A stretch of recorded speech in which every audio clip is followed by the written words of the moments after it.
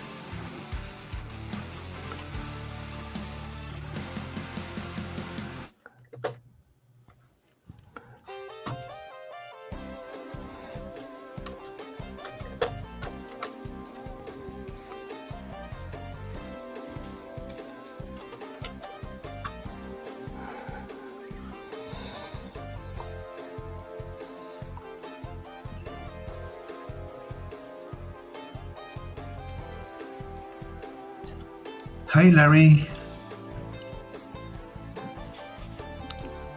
Hi, Murphac. Hello, Murphac.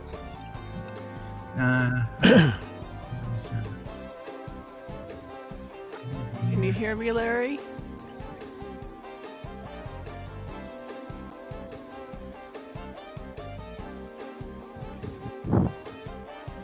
I can hear Murphac and I can hear Larry, and Larry can hear Murphac. I can hear you. But Larry's not saying hello to me.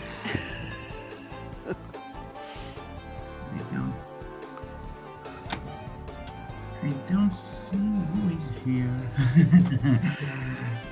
Yeah, I think it's just you and me and Larry. Yeah, probably. It's like...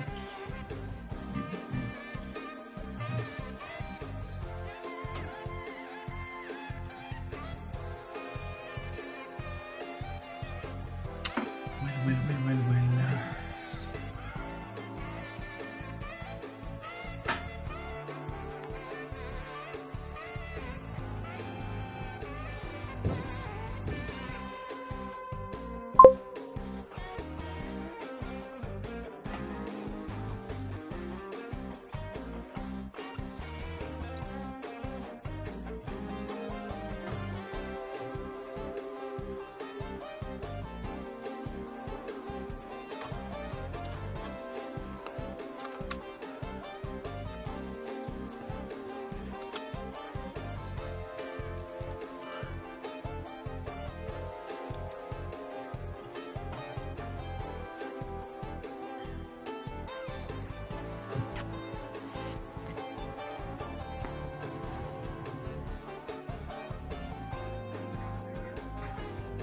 Testing 1, 2, 3. I can hear you, Larry. Can you hear me? Again now. Turns out. Okay.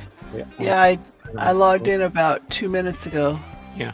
No, what it was is that somehow or other there was a volume slider that was turned all the way down. So I couldn't hear either of them. Oh, okay. But now we should be good to go. Yep. And you heard Murphak already, right? Murphak? Well, I just turned his volume slider up too. So. Oh, good. But strangely enough, your when you logged into Video Ninja, it didn't have your name at the top of your window. But when Murphak logged in, his name was there. Oh. Yes, because I added my name. Oh, okay. I can do that? Okay. I did that. You edited it in Ninja? With my name at the end. So you can do the same. Okay.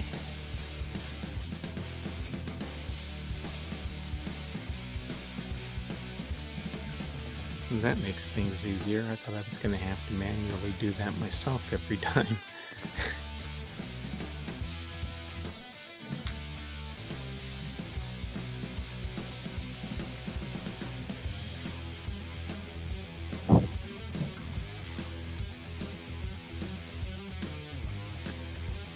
I don't see how to do that, but he knows it's me.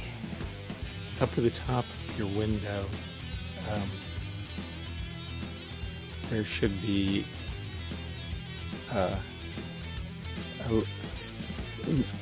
right now you should be showing your name, but when you in that spot there should be an option to sign in or to change the name before if it hasn't been changed yet. Oh, before I sign in?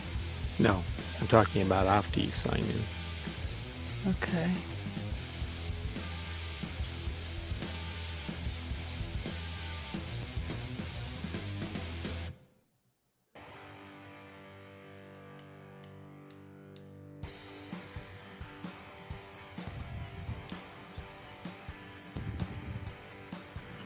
Well, I'll fiddle with that later. It's more important that I get coffee.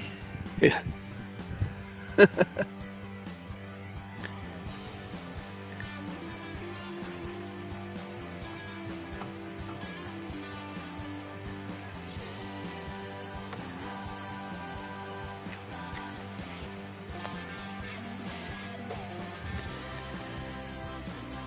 Well, there's only one person on my buddies list, which is our usual cavern tourist, who's not here in the hood.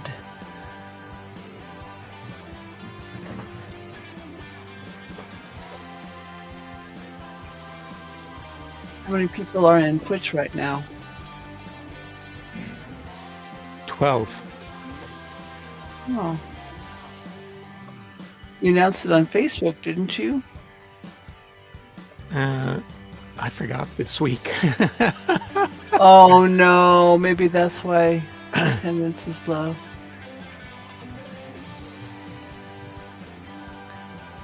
Yay! Hi Verna, hi Caver. Hi Cave Woman, hi, is it Ural? Yeah. Ural. Yeah, Larry puts music on Twitch up until the time we begin the tour.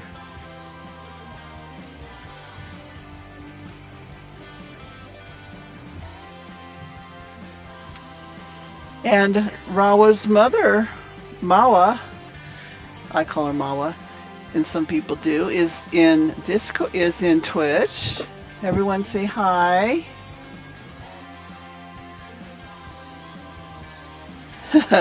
She says she thought she missed the Facebook post. No.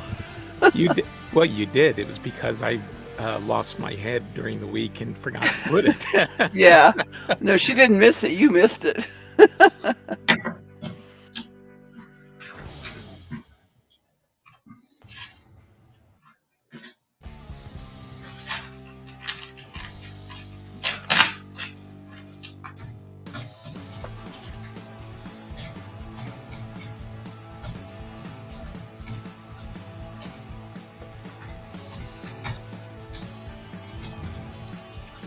Hello, Laurel. In my own defense, there was a fair amount happening this week, so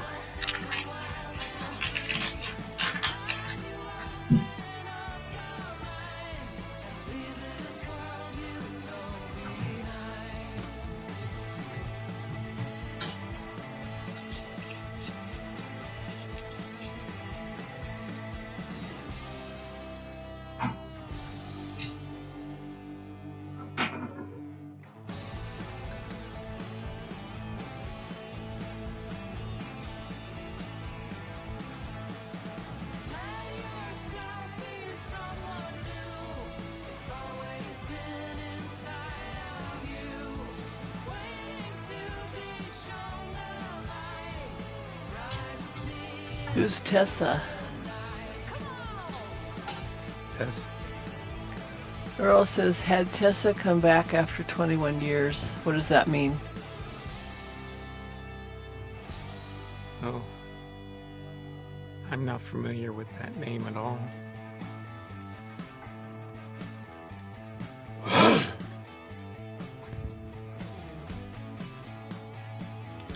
No word from Arte or Zeke?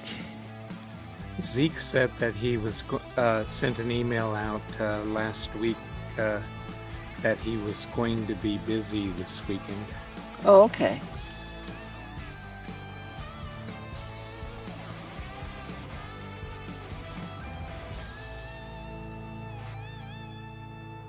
I'm expecting Arte, but I don't, so I can't say what happened to him. Maybe Parker has him locked up. Parker the cat.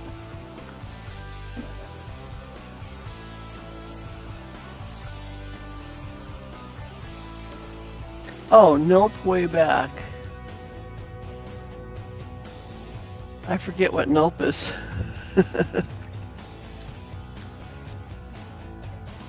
I always thought that it stood for New Euro Life Player, Oh, okay.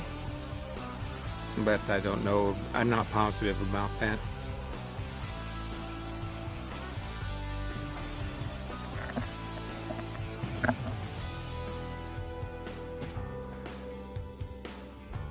Okay, good. Everyone on my friends list is here in the hood. Thank you all for coming.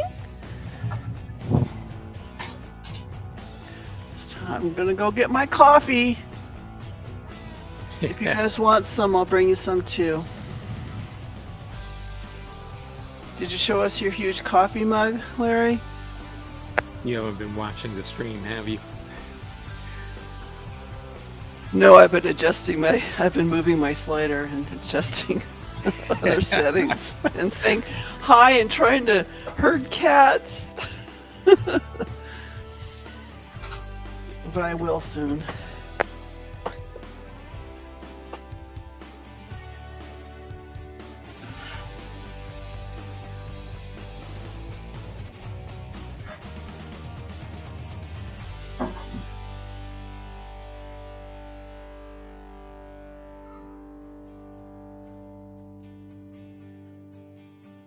How's my volume, everyone? Is it okay?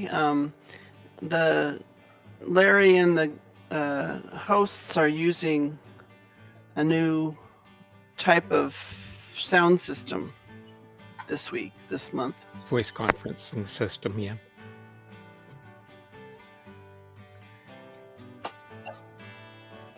Microsoft is going to cancel Skype, so we had to switch systems. We did a lot of testing beforehand.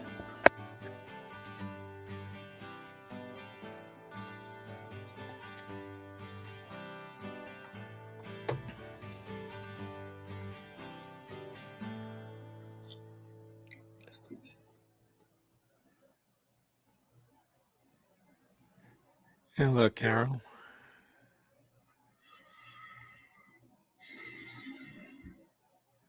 Larry, do you have an E-trim in your throat? Something like that. I don't know why my voice is so crackly, but that's how it is, unfortunately. I hope you're feeling okay. Yeah,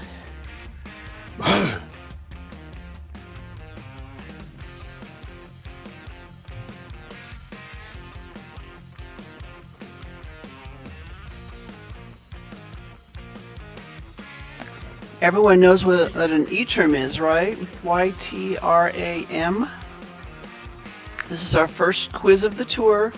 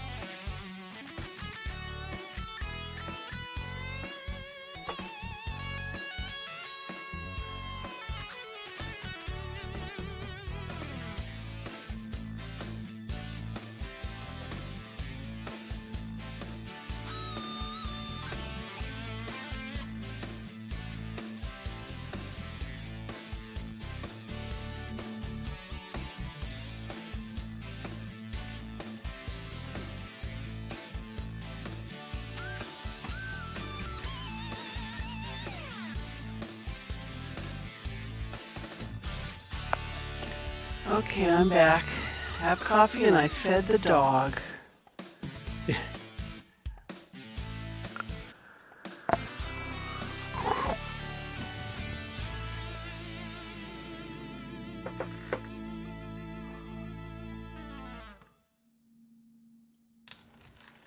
I'm making my last call out to my buddies.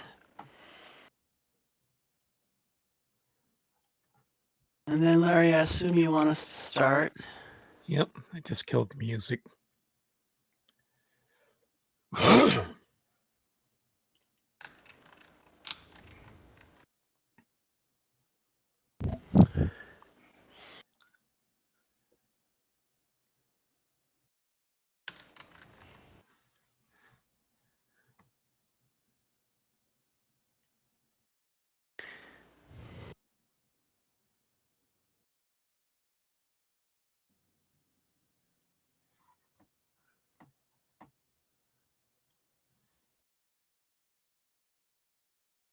Okay.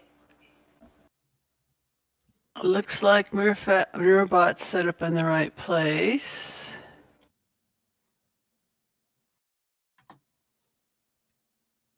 Oh, Carol's saying I have an echo. That's a Larry thing. Actually, not necessarily. If you're experiencing an echo, that's probably because your microphone may be hooked up through two different programs, Video Ninja and something else. No, it's not. It's just hooked up to, I don't even have Discord on. That would be the other program. Carol, did you hear an echo also from Mirfak? Mirfak, do you mind saying something to test that? Yeah.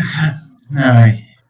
Hello, everyone. Do you hear any echo? Cave acoustics. Carol, did you hear an echo from Mirfak as well? Echo there too. Okay, they're hearing echoes for both. Uh, Like I said earlier, Larry and I and Mirfak and RK and Zeke, we all tested this new voice program twice this month, and we thought we worked out all the hitches. Slightly chorused.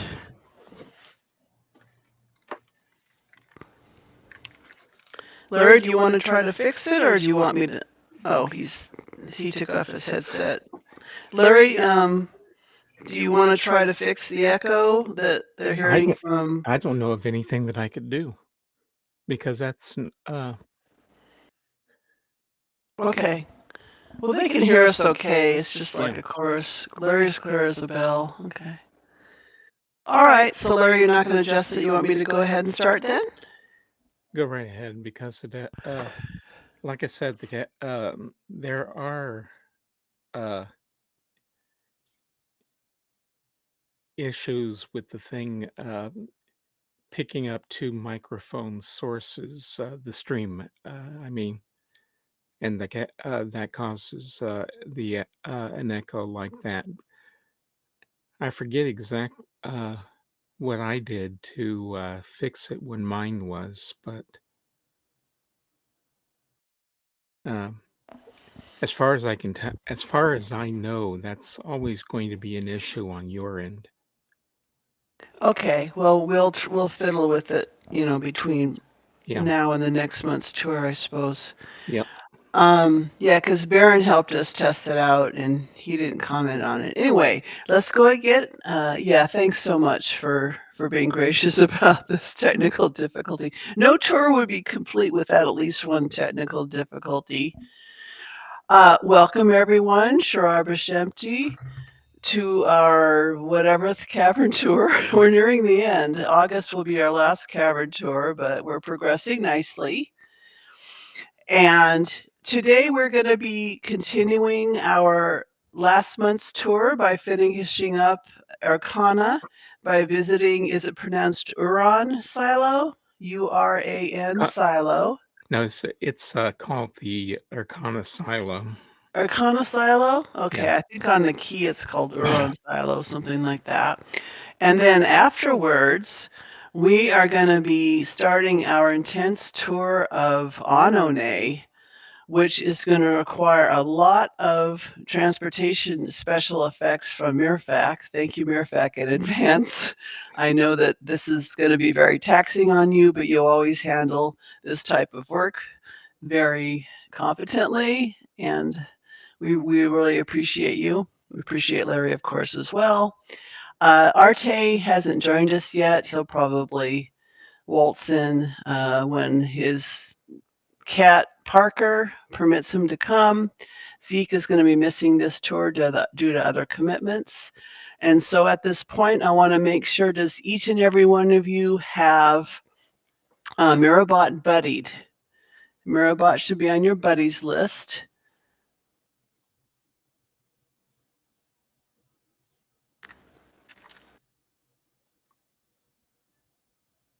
I think most of you have been here before. So at this point, Meribot's all set up where he's supposed to be. Let's go ahead and PM the word link, Link, to Meribot, please. Okay.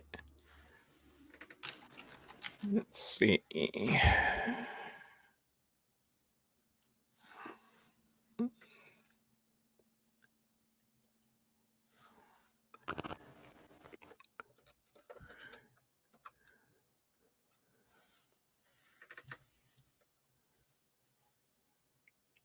Okay, there's only one person here in the hood. It's Frobaz.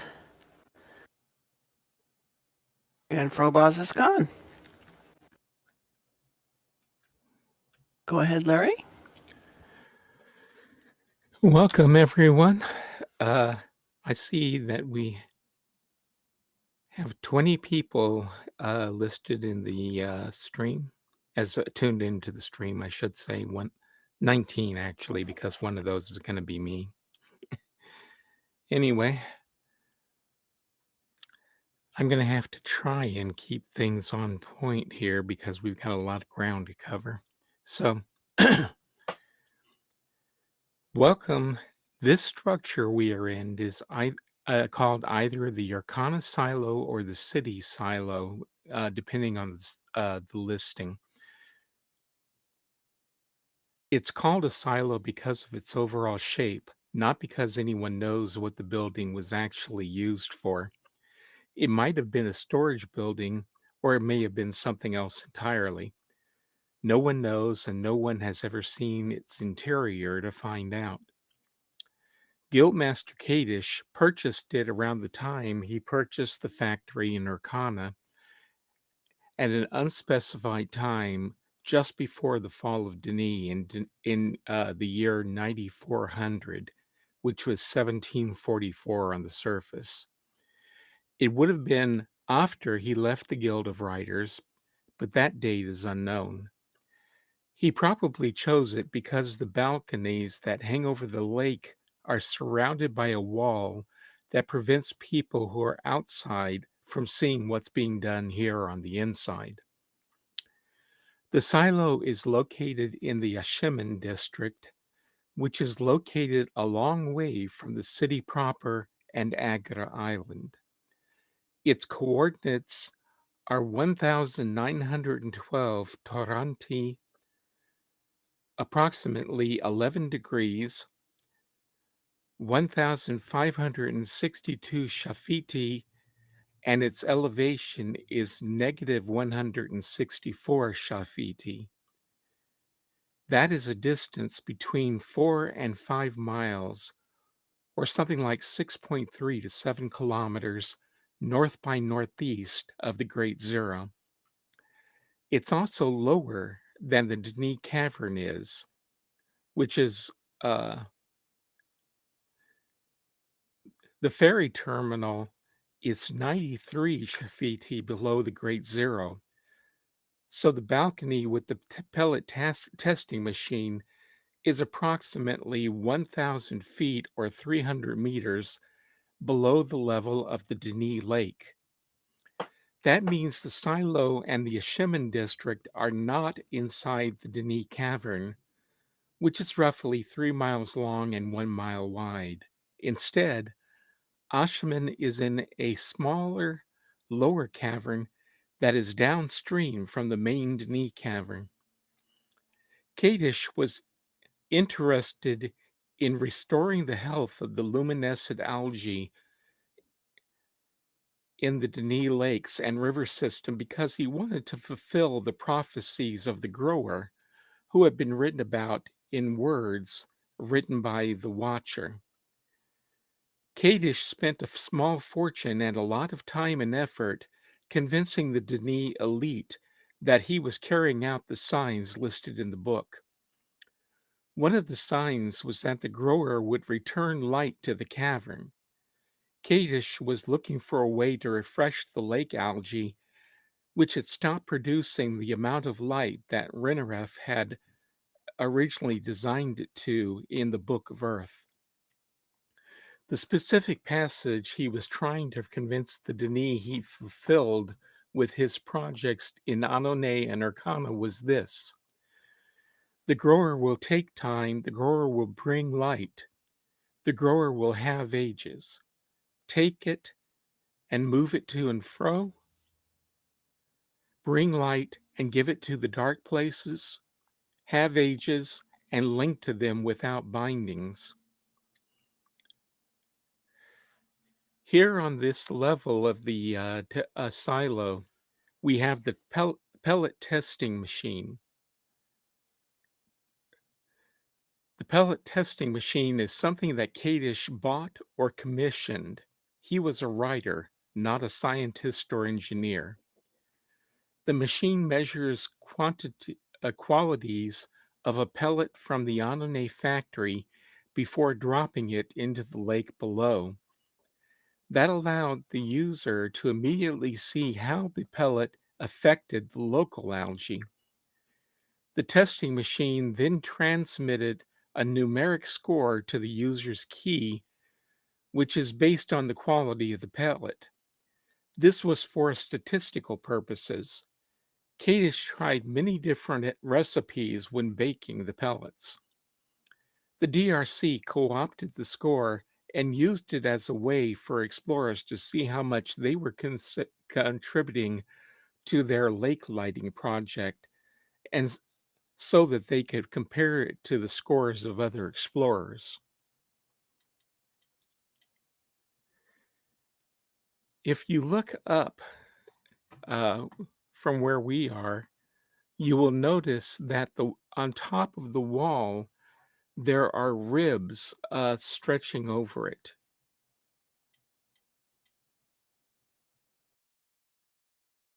Real ribs?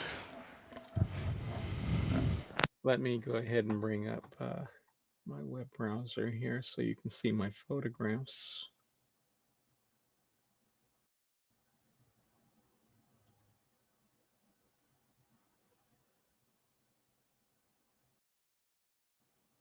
Here we go. So the picture that I've got up on the stream at the moment shows you the ribs I'm talking about in an easier to see lighting scheme. Oh wow, those look like real ribs. Almost. Like finger bone type. Yeah. Interesting, I never noticed that before.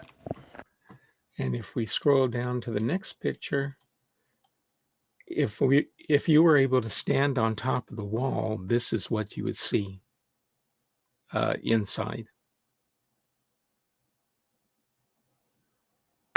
And by the way, please don't climb any ladders in here. It might work the game. Okay, let's go ahead.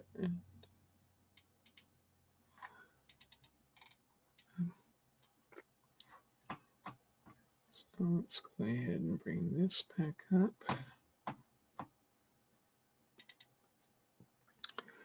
Testing his pellets here in the silo gave Kadish the privacy he wanted.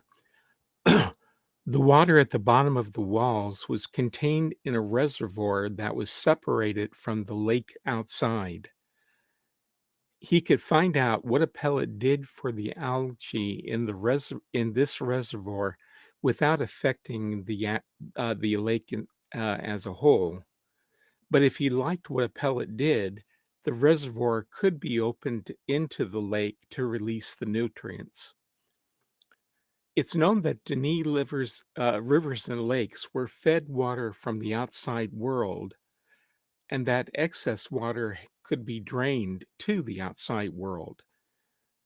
But it isn't known how the Denis kept the algae from being washed away, although they must have had some kind of containment system.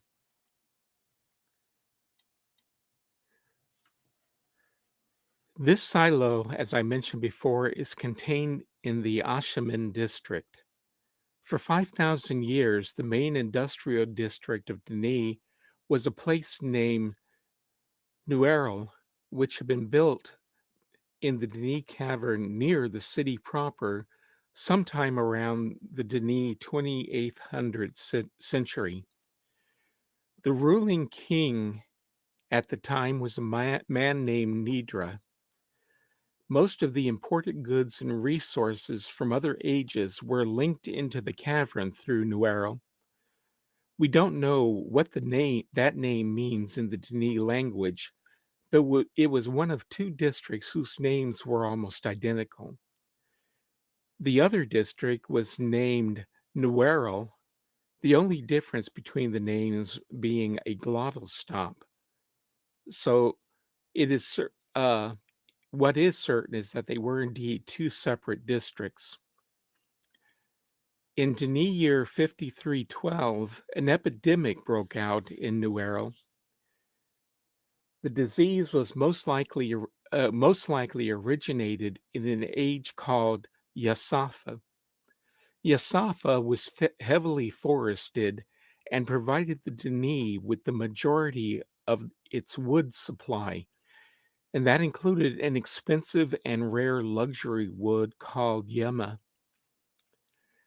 The epidemic caused widespread panic because many Denis citizens were afraid that it would become another pinto plague, a disease that struck Denis in the 2100s, lasted for centuries, and nearly wiped out the Denis people. Instead, the Guild of Healers acted quickly and soon found a cure for it. Even so, it was a warning bell for the Denis and sparked a political initiative to separate the city's industrial districts from its residential districts. Me'emen, who had been coronated king of Denis in year 5240, liked the idea and encouraged the Guild of Surveyors to begin looking for stable locations to construct new districts. In 5359, the move to build new industrial districts got a boost when a new tunnel digging machine called Stone Tooth was completed. Stone Tooth was the second of what became known as the Great Excavators. It was more important and more technically advanced than the first machine, which was called Stone Eater. Me'emen immediately ordered the Guild of Miners to use both Stone Eater and Stone Tooth to begin clearing an area for a new industrial district that would replace New Arrow. But even with the two great excavators on the job, it wasn't until 5475 that construction began. The new district was named Uran and began operating in Denis year 5500. Its location in a side cavern placed it far enough away from the city to ensure that any accidents that happened wouldn't affect the main residential caverns. In 5540, Me'emen's only son, Ashem, became extremely ill from a disease he contracted while visiting a new age. The name of the age is not mentioned in records. Ashem was a member of the Guild of Healers and was often sent out as a member of the exploration teams that investigated new ages before they were approved for use by the Guild of Maintainers. Ashem passed away 6 months after contracting his illness. As a result of his death, the age was not approved until a cure for the disease was found. Me'emen considered his son a hero, and a year after his death, Me'emen changed the name of Uran to Ashemen in his honor. It was said that Me'emen was deeply depressed by his son's death. He couldn't get over it, and the sense of excitement that had characterized the early years of his reign were gone. But it forced him to turn to his spiritual advisor, the prophetess Tresari.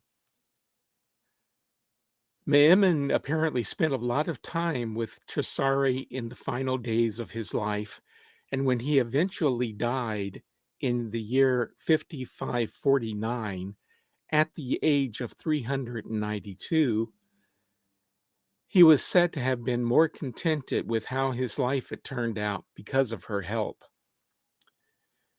Because his only son had died, Be'emin had no heir. He chose his nephew, Adesh, as his successor. The choice was probably a recommendation from Trisari. Adesh would eventually become the third king of Denis to be assassinated while on the throne.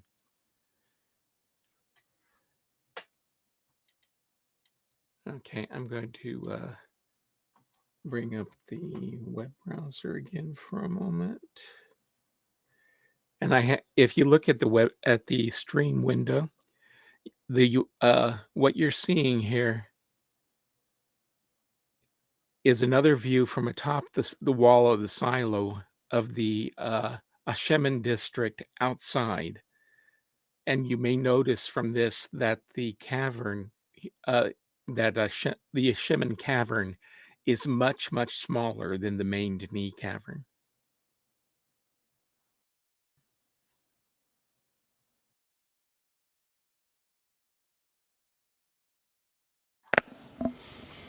So do we know, I don't know if we know this, did the DRC discover this silo just via linking book? Because they obviously didn't, I don't think there's a tunnel from this cavern leading to the surface. Is there? Not to the surface, but it is part of the Denis tunneling network. Okay. So presumably someone with a boat could get here. Okay. Anyway, the other thing that I wanted to do while we're here is I had mentioned, of course, that when you create pellets according to different recipes, you test them in the machine, which then after it's gotten a result, drops them out of its bottom down to the lake water below. And I've asked Mirfak if he can take us down to the reservoir surface and then drop different kinds of pellets so that we can see what happens. If you would please, Mirfak.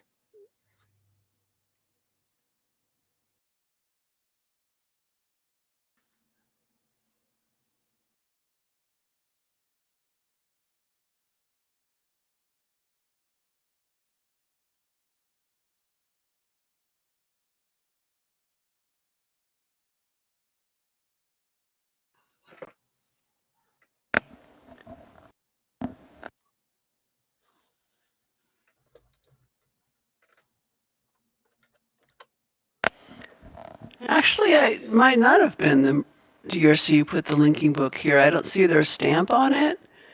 And Kadish would have had to needed a book to get here as well. So did Kadish put the linking book here? I'm a little confused. Yes, he did. The borrow stone in Urkana was put there by Yisha, so and it was not there during his lifetime, but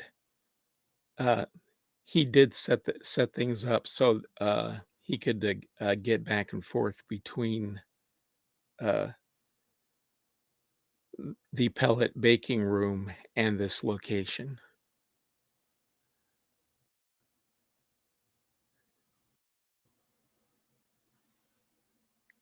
Okay. But doesn't the DRC usually put a little stamp on every book just to ensure, like, to tell people it's safe to use, or am I misremembering? Usually they do, yes. Okay, yeah, this one doesn't have that stamp on it. It just means that they never saw a reason to put a stamp on it. Yeah.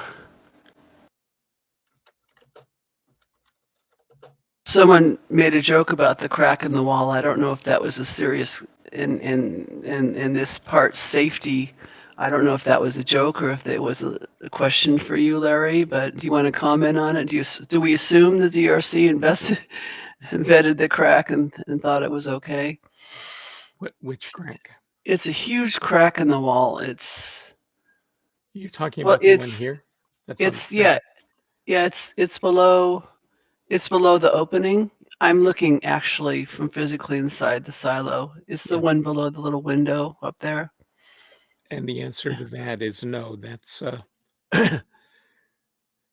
due to the wear and tear over the centuries since this place was abandoned. But we hope it's safe.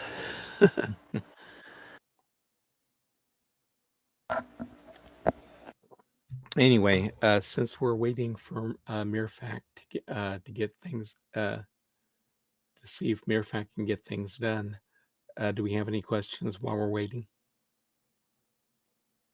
There was only the comment about whether the crack was safe.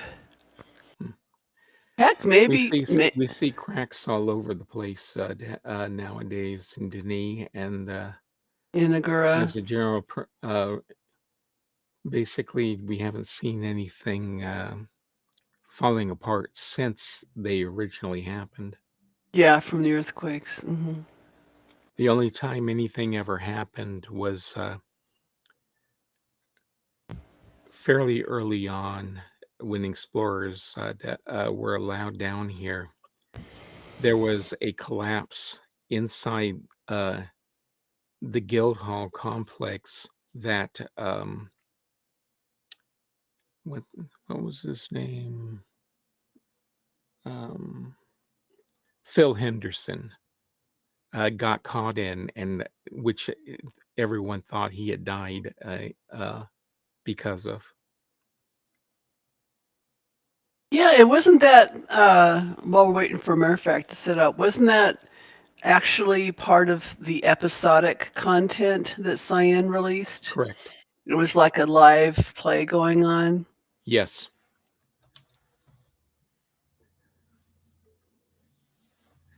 I actually have the script from it that someone sent me.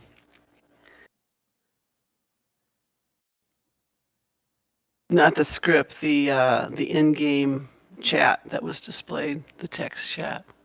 Okay. The lightning and thunder you're hearing might be pellet drops. I'm not sure. It's not lightning and thundering where you are, Larry, is it? Nope. Okay.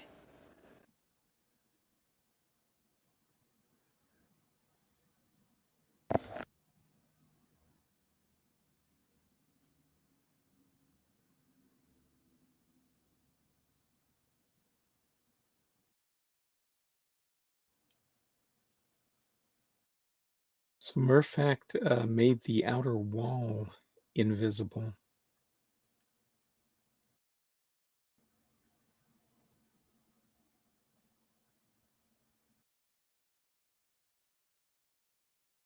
But so far he hasn't taken us down to the water level.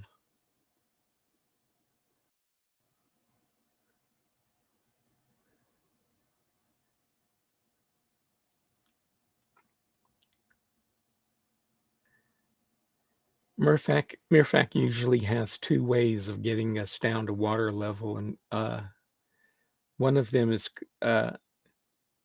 called an on-lake effect, which is where the ground level from another age is imported. And usually that's either the Cleft Desert or sometimes it's my mind. Goodness, I'm getting old. My mind's going blank.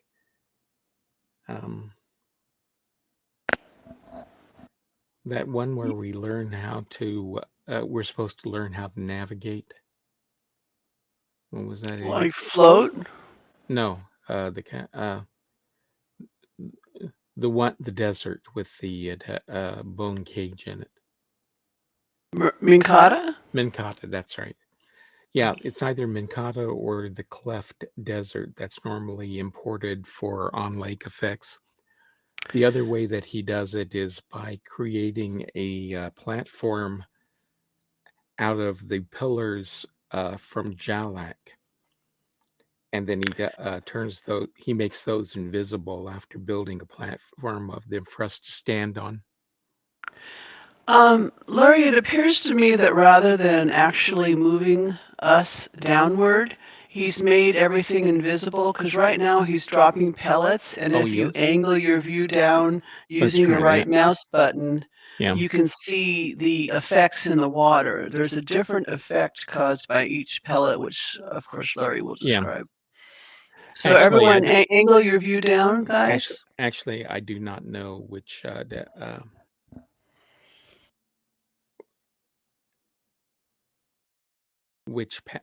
formulas do the various effects.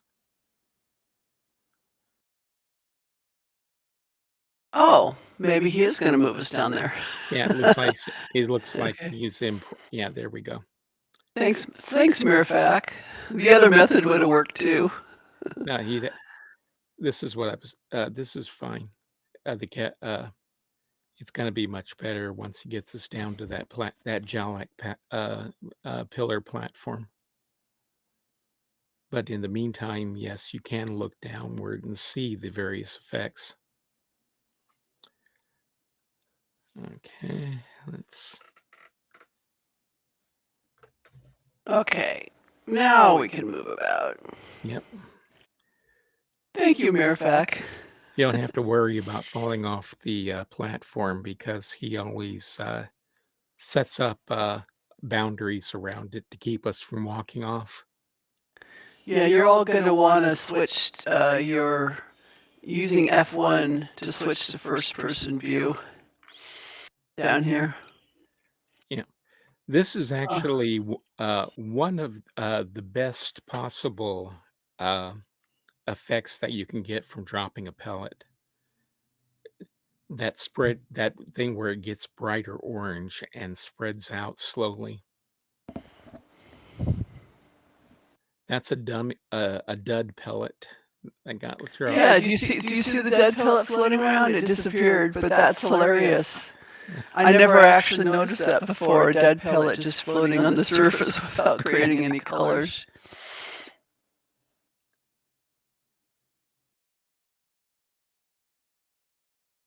That is a floater. Yeah, that's that last one was a semi-successful one in that it didn't cause any harm, but it didn't do any good either. This one where the light gets very bright is actually a failure because it's too bright for the algae to sustain. Yeah, I think there's only one recipe that's the best for the algae, but if you fiddle with a certain thing, which I won't spoil, certain settings, which I won't spoil what they are, you can create these other effects, right, Larry? Yeah. You don't using that was another failure, obviously, because it basically got completely out of control. But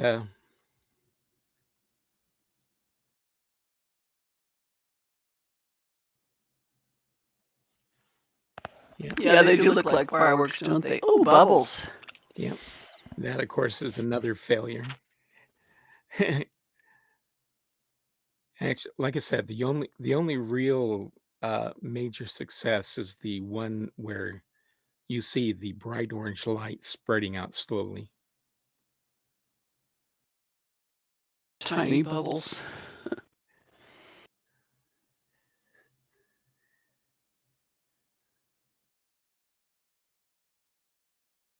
Yeah, try some other recipes. This is the good one. I think the other recipes are posted somewhere, maybe in the forums, or you can ask in the cavern. Yeah, The other thing, of course, is that you can always experiment. That's how that's how other people discovered them. There's another floater. Yep. Anyway, since we're going into repeats now, I guess we can go ahead and call this particular part of the tour done. And it's time for us to move on to our next location. Mirfak, if you can take us all to the Ahnonay Cathedral. Okay, I will move. Oh, Ro just sent me a keymail with pellet recipes. If you want those recipes, just send an IM to Ro. Thank you, Ro. Okay, I move. And that's a spoiler, like I said. Sort of a spoiler.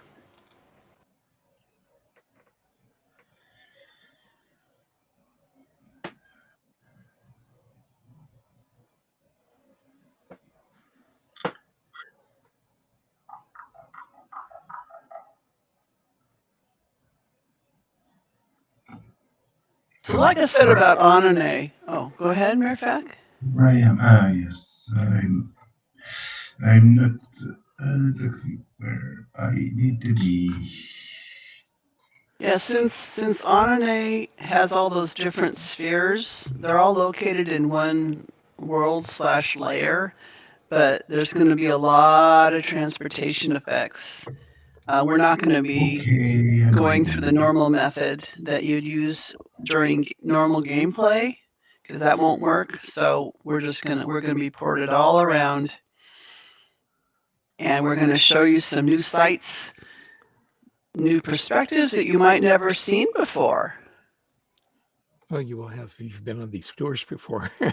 Well, I said might never have seen before. Yeah, we've been putting on these tours for years. Larry has, but it's still fun seeing these special effects that Mirfak does for us. Some of which you can create in game. I'm sorry, Mirfak, go ahead. I'm talking too much. Everyone can link to. Okay, go ahead and link to Mirabot, please. That was an interesting view.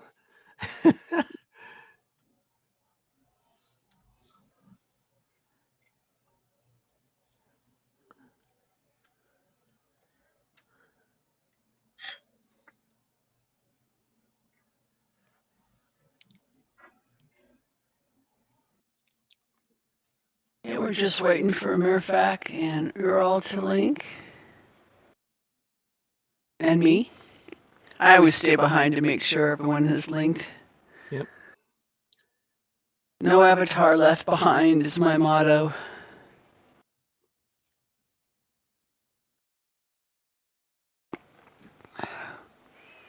Earl, are you still with us?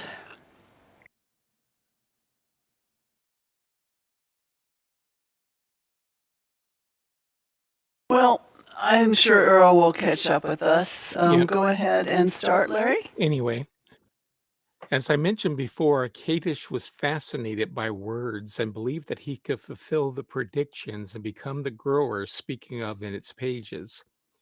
To that end, he wrote Ahnonay as a means of convincing other Dini that he could control time. Specifically, he wanted them to think he could link them into the past, present, and future. Kadish created a quest which he called the Path of the Shell and challenged his guests in the Great Tree Pub to solve it. The quest tied together three of his properties: the Great Tree Pub, the Ahnonay Cathedral, and Ahnonay itself. It's probable that Kadish never told anyone the real name of Ahnonay because he wanted them to believe it was Garternay, the Dini homeworld. The object of the Path of the Shell was to get to the great tree sculpture that was overlooked by a balcony in the pub. As of the fall of Denis, no one had ever solved the puzzle, although many had tried. Back before the founding of Denis, The Rhone discovered that Garternay was becoming uninhabitable for reasons that are unclear, although there are theories that the sun was dying. In Ahnonay, Kadish implied that the planet was shattered. Since there is no sign of a sun in his destroyed version of Ahnonay, there may be something to the idea that their sun was dying. Yisha strongly identified with Kadish because because she believed that they had much in common. She too was attempting to fulfill the prophecies in words, and she used several of his ages and buildings in the quests that she created for explorers. Yisha appropriated the path of the shell and left clues in the form of numbers scattered around his properties. The numbers referred to verses and words. If one put together the right verses, they gave a clue on how to solve a spiral puzzle on the second floor of the Great Tree Pub. The spiral puzzle had been built by Kadish as part of his version of the path, but he didn't give any clues about how to solve it. This building is called the Cathedral because of its architecture, not because it had any religious purpose, or at least not now. This is a different age than Ahnonay. Denis linking had practical restrictions in how it worked, and one of those restrictions was that a person could not link directly from one place to another in the same age. Because of that, Kadish made the cathedral as a waypoint for visitors to pass through while visiting the different parts of Ahnonay. It's unknown whether there is a world outside the cathedral building because there's no entrance or exit except by linking book. The only clue we have about the outside world is that it appears to involve a lake or pond. The building itself rises out of a pool of water with more water flowing in channels down the walls in the corridor outside. In fact, you can easily see the water surrounding the platform that we're standing on. And then if we walk into the next section,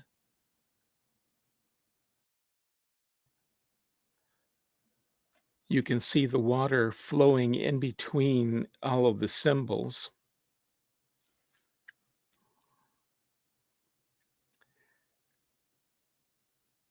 The walking surface here is a catwalk that is suspended above the pool and is covered by independent arches that cross over it that are spaced several feet apart from each other.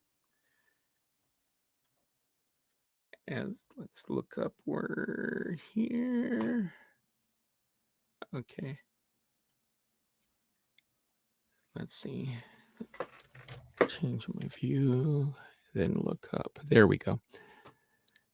So in my view of the game, you can look up and see the arches.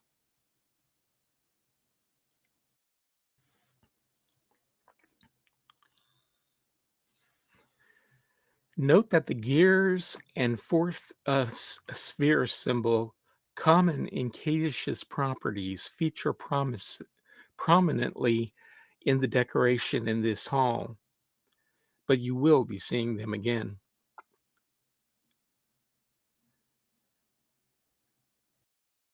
And I'm going to be putting in a number of notes from the documents about what Cyan had originally planned for Ahnonay. When Cyan first began creating Ahnonay, they had not intended to have the cathedral. Instead, the function of the cathedral was going to be filled by a room located somewhere in the Denis city. And it wasn't going to have clues to any of Guildmaster Kadish's properties. it was going to have religious art and diagrams related to the passage of time, which would have been put there by the person who was originally conceived to have uh, built Ahnonay. So that was why I said that there was possibly another reason why they referred to this structure as the cathedral, because the original person who was going to have built this wanted to be seen as a religious figure, not the grower.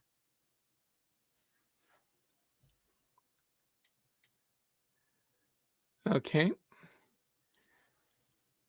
Mirfak, the first sphere, please. Okay.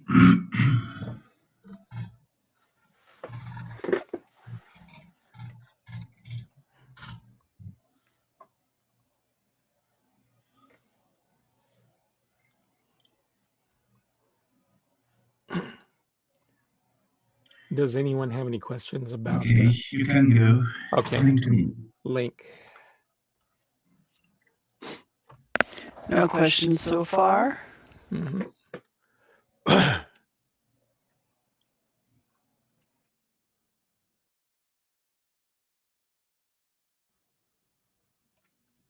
Oh, Brooke in Twitch noted Mirabot can't usually go to Ahnonay.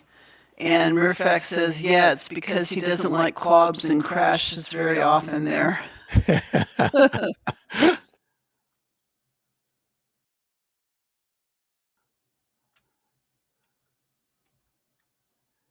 Actually, then that means that the bot will be in good company, because there's another type of creature that was supposed to be here that also does not like quabs. I'll be talking about that later. Anyway, talking about Wait, so we're all linking to Mirabot? I'm sorry, I missed that. yes. There's still a bunch of people in here. Yeah, link to Mirabot, please, everyone.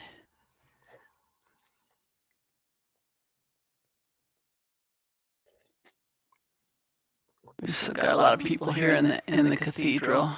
Mm-hmm. Anyway, I'm going to start talking about things Okay. already. Go ahead. Ahnonay is an age that was written sometime in the Denis year 9300, which is the early 1700s on the surface. It was the work of Kadish, a former guild master of the Guild of Writers. He made it in an attempt to convince visitors that he was the grower. A person prophesied in a book called Words that had been written by the Watcher in the Denis year 4500 or 3157 BC.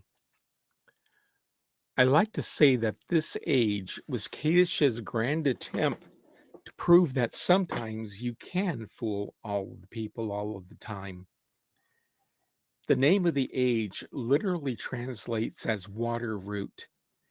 In many place names, the word for root appears to mean the source of something. So it might be possible to translate this as the source of water.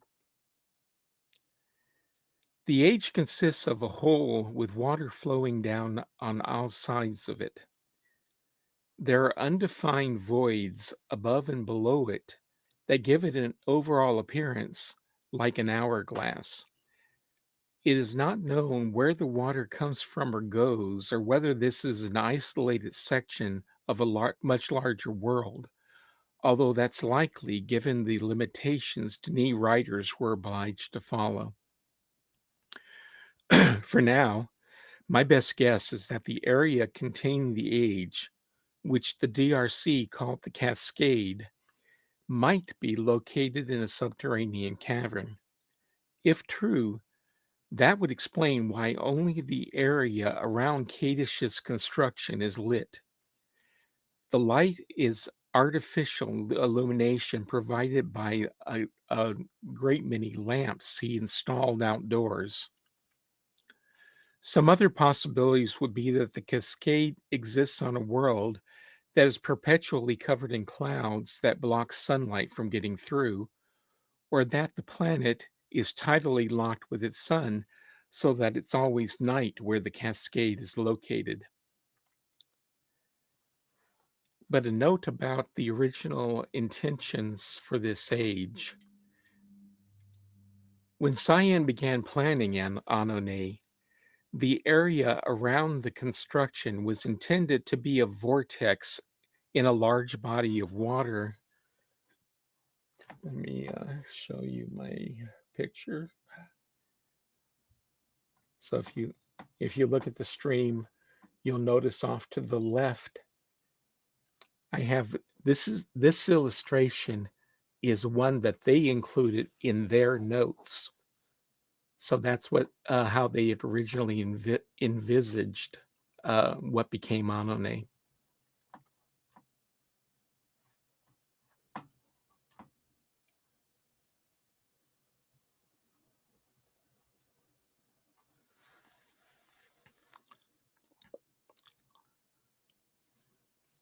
The water cascading around the construction was going to flow sideways. The notes say that the vortex was too large to see across from one side to the other, and said that an estimate would be was that it was at least 3 miles across.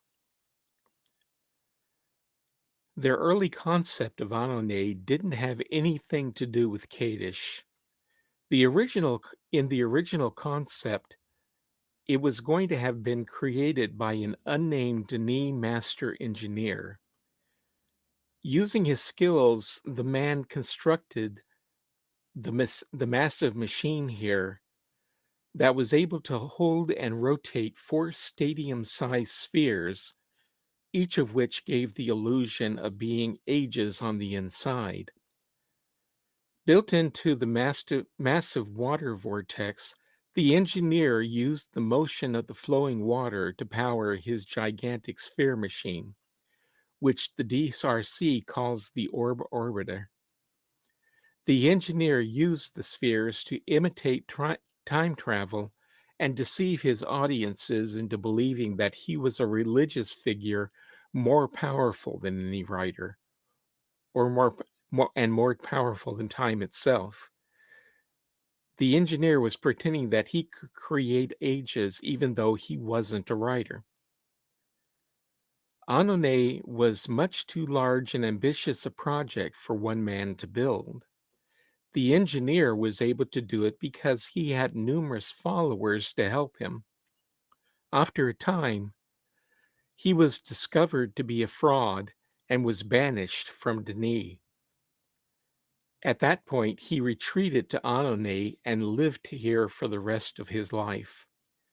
We don't know when or how he died. In journals that were supposed to be left behind, the engineer wrote that the vortex was shrinking, causing the water levels to move closer to his machines. He estimated that eventually the water would destroy it.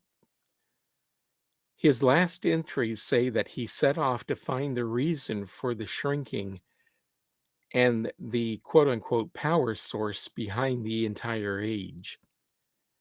He never returned from that, and so we don't know how or why he disappeared.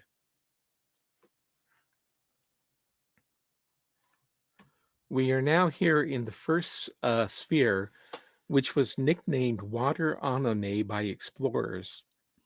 It is supposed to be the Gartnay of the past, when the Ronay lived here. When first built, this sphere was devoid of animal or vegetable life. The only living creatures currently seen in the sphere are the curious little arthropods called quabs.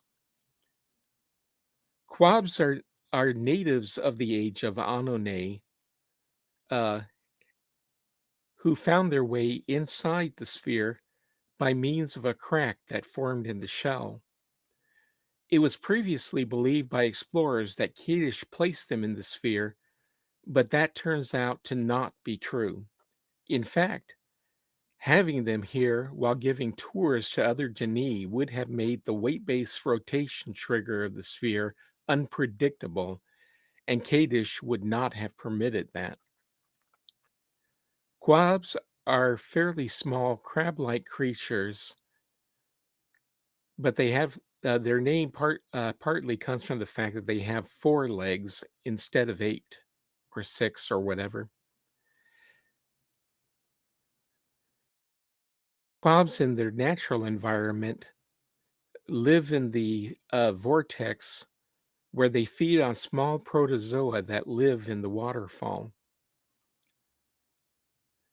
Here in Sphere 1, they managed to breed quite nicely and built up a fairly strong population of roughly 50. As a result, they now live on the crescent landmass and continually activate the pressure plates on the land on it. Although the quabs normally stay on the land, they are equally at home in the water and, if forced into it, swim around in it indefinitely. And then I'm going to switch to back my browser, where if you look at the stream window, you will see a close-up picture I took of a quab.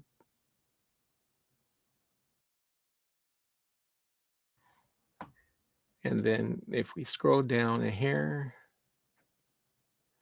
another native animal that got into the sphere, but which is not seen by explorers, are the firds.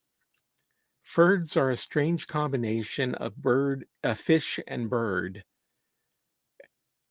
Thus their amazingly imaginative name, who are native to the exterior environment. They feed off of plankton that live in the water, as well as small insects that ride the wind currents around the water. These creatures have 4 wings that aid in adapting to the environment's harsh conditions. Because of fur's suction-like bodies, they often nest in the rocks and crevices around the vortex. Their eyes are luminescent and at night form an eerie sight as they are piled one on top another in any rock or crevice they can find. The creatures have managed to find their way into the sphere through the same crack in the wall that the quabs used, although they don't appear to especially enjoy being here. Not only is there a large number of quabs here, who apparently annoy the firds,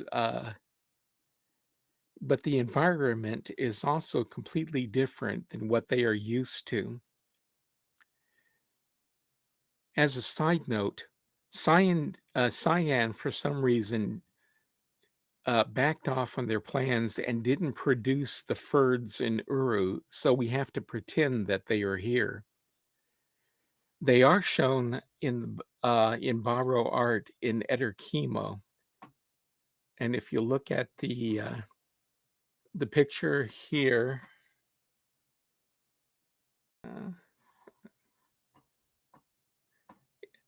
of the sketch of a fird, and then down at the Ederkimo art in the upper left-hand corner, you can see how they were represented by the Baro.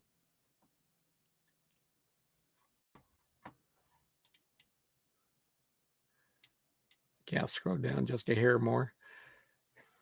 I've got a picture here that shows the crack in the outer shell through which the quabs and firds got inside. Okay, let's turn that back on.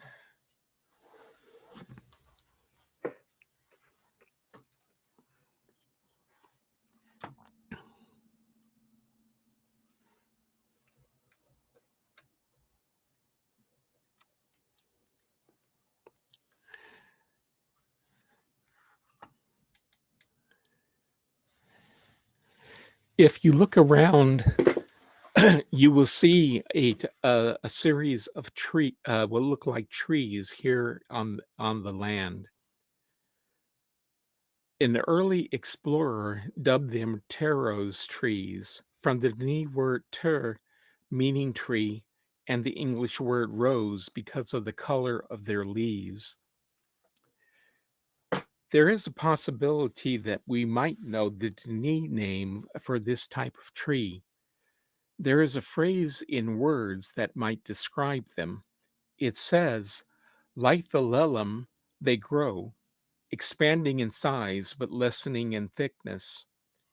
Since the tree trunks are thick at the bottom and get thinner as you look upward and at the branches,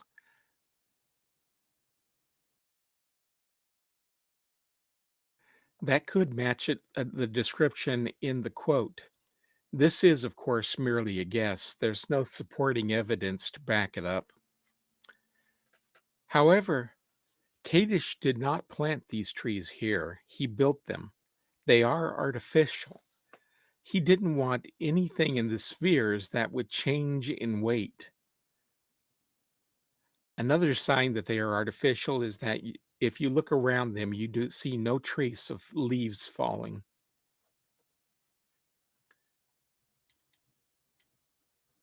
I'm going to switch back to my web browser in the stream so that you can see the next picture I've got. Ahnonay is not the only place where an explorer can find trees like these. There is a variety with the same characteristic, but with green leaves found in the age of Relishan.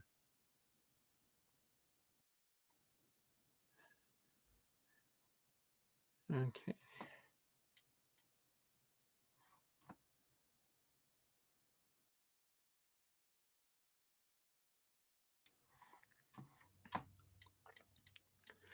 The lagoon surrounding by the main island, or in the lagoon surrounded by the main island, is a clock tower. It also served a second secret purpose.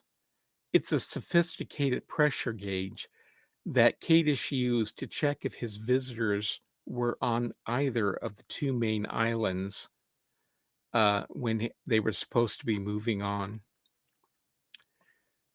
The measurement of weight was accomplished by dividing the island up into 25 sections that radiate outward from the clock tower.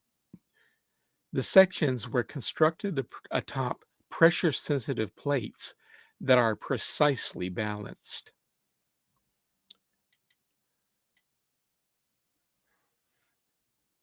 The face of the clock has, in counterclockwise orders, the numbers Indini 1 through 25 and a book symbol at the bottom. The numbers and the single hand were normal for this type of Denis clock. That's because the numbers represent partavati, the Denis equivalent of hours. There were 25 partavati in the Denis day.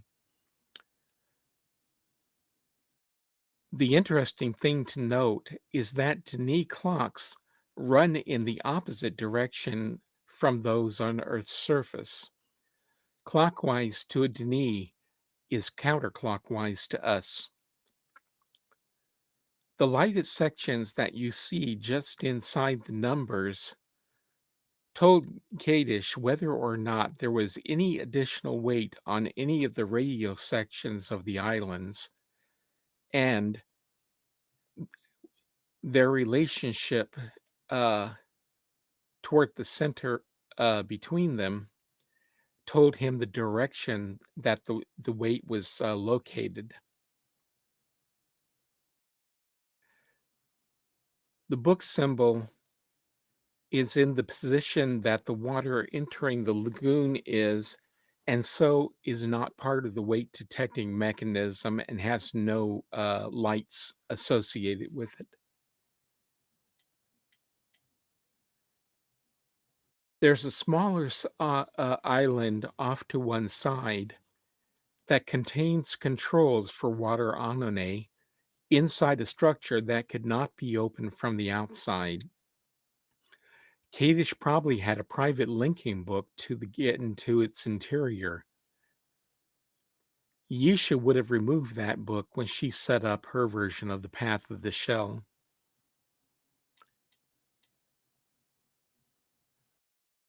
Okay, let me turn the...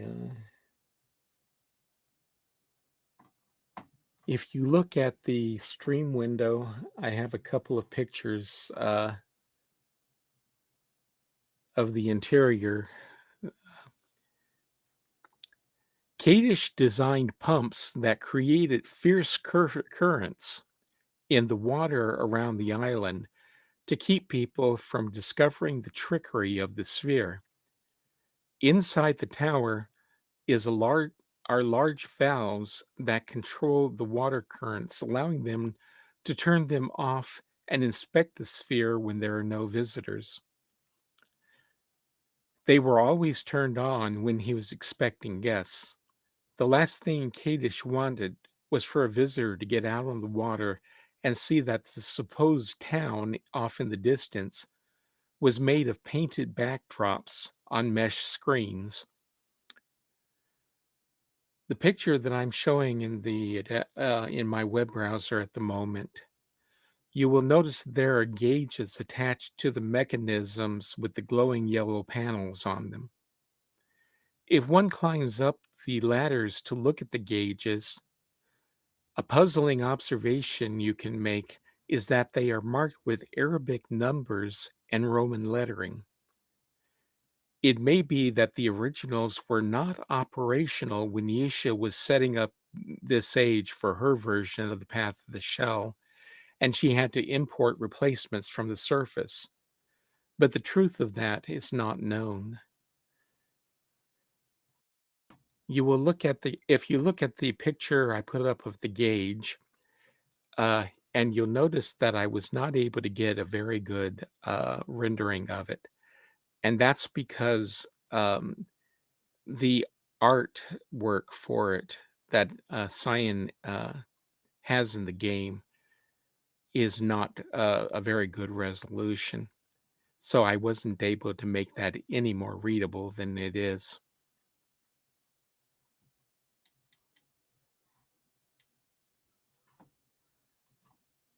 Okay. Arte is here. Arte, are you in voice chat? Let me check and see.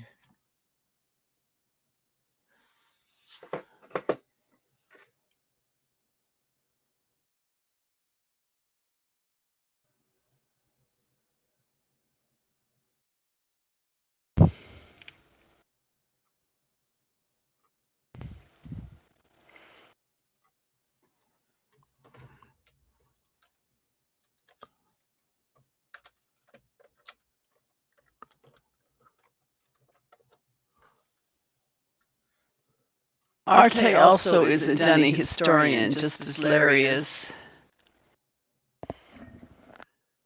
Okay, I'm not seeing the same kind of control for him that I am for the two of you, so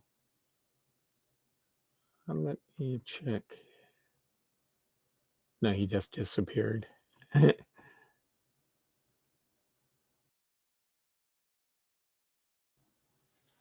So until he comes back.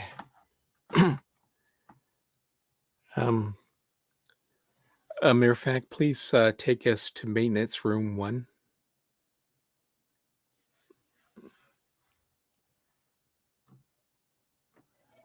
Where did you see? Maintenance room 1. Maintenance. Okay.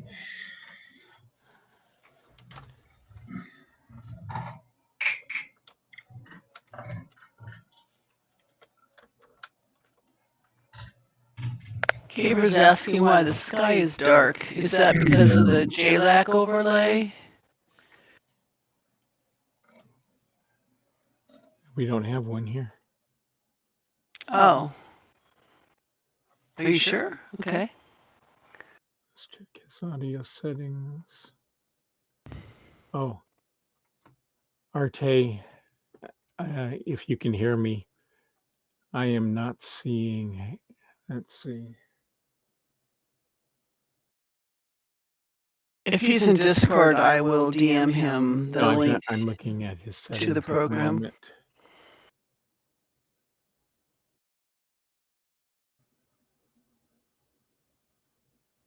I'm going to try to turn on his. Arte can hear Larry. Okay. Oh, he can't use Discord. Okay.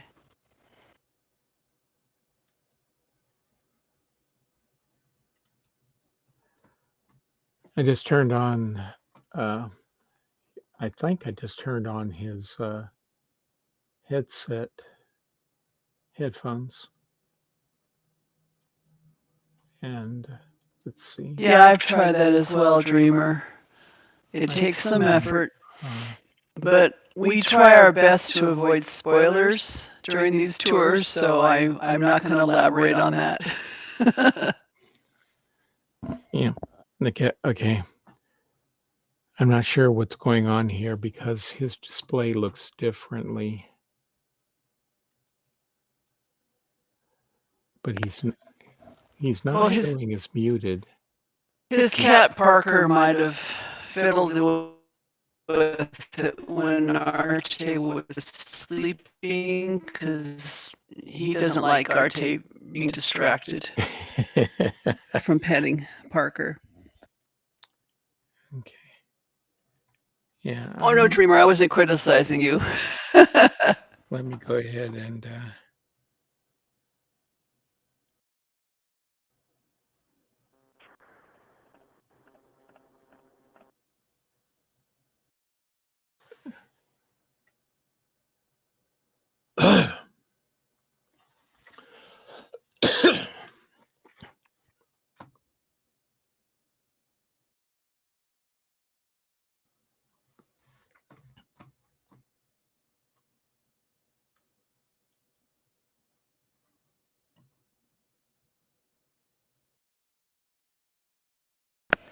Oh, Ethan Ever has joined us.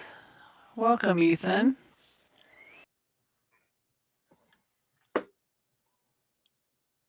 And my quest as well, a returning cavern tourist.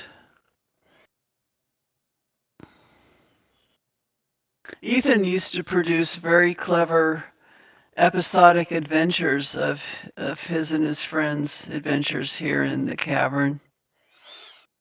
I don't know if they're still posted on the internet or not. yeah,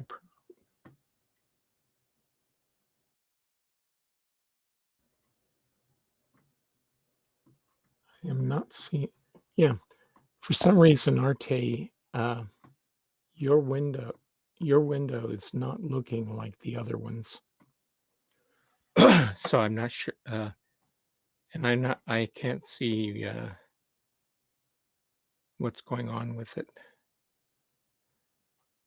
What happens is that when I looked here, I do not see. I presume that you're using a headset, but I do not see your headset microphone listed on the audio sources.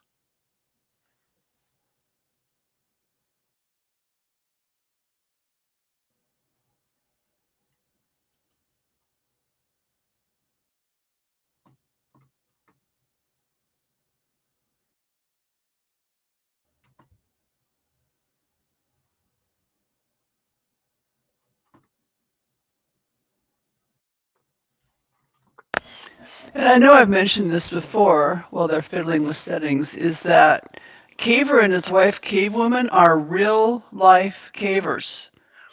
Do you guys call yourselves spelunkers, or is spelunking a different, like, subset of caving?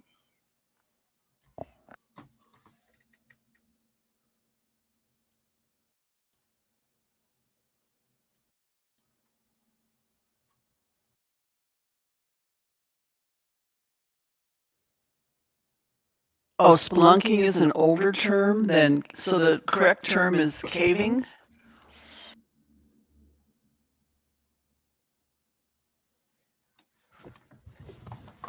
What's the deepest or most complex cave you guys have ever been to? I have claustrophobia. I would never go caving.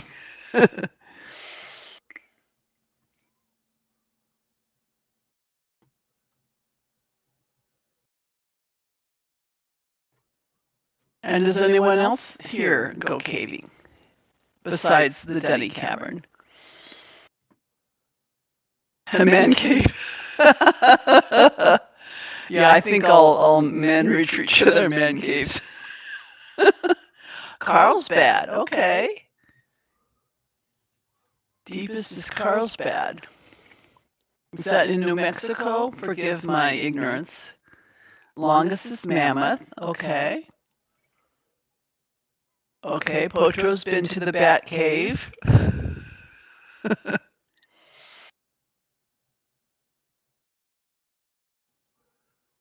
Yeah, Arte, for some reason, I'm not seeing your audio and video sources listed properly. Try I moving mean, your not sliders, audio, not Arte. video. I mean, Arte, microphone and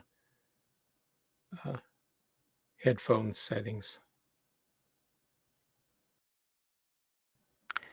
What I have to do, Arte, is set my mic to the communication setting as opposed to the normal settings. Oh yeah, that's right. The Denny Cavern is linked to the Carlsbad Cavern system. Is that correct? Yes, Larry? that's correct. Well, maybe the cavers. Or I should say, not so much linked to it, but it's in the same general region. Maybe the cavers found it before the Dunny did. Of course, that was thousands of years ago, so never mind. Oh, bumper sticker. Brooketh says, I saw a bumper sticker that once said Red Cavers Rescue Spelunkers. And where's the Mammoth caving system? Is that like the Mammoth ski resort or a different Mammoth?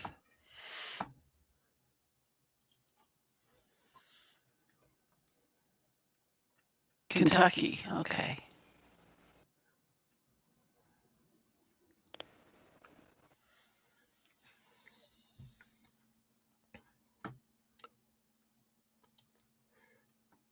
Okay, getting on with things. We are currently in what is called Maintenance Room 1. There are individual maintenance rooms for each of the 4 spheres. The maintenance rooms are in the shafts that connect the spheres to a central hub. The central hub lies beyond a pair of sealed hatches, and the spheres rotate around it. So in other words, if I walk over this direction, we are currently inside the shaft that is the pivot on which the spheres rotate. And the hatch that I'm pointing at right now is the one that opens up into a passage that would lead to the central hub.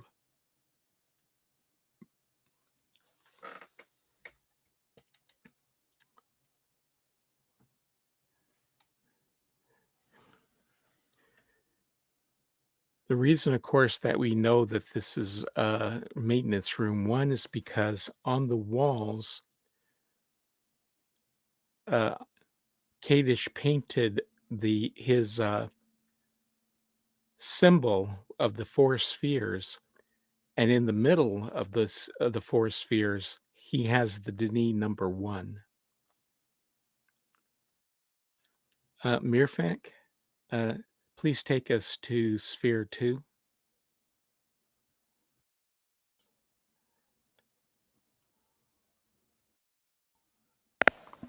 Berthick is asking if it's canonical, if that's the right pronunciation, that the Denny Cavern is linked to the Carlsbad. Well, not linked to, Larry said, close to the Carlsbad Cavern system. They're both in the same general region of New Mexico.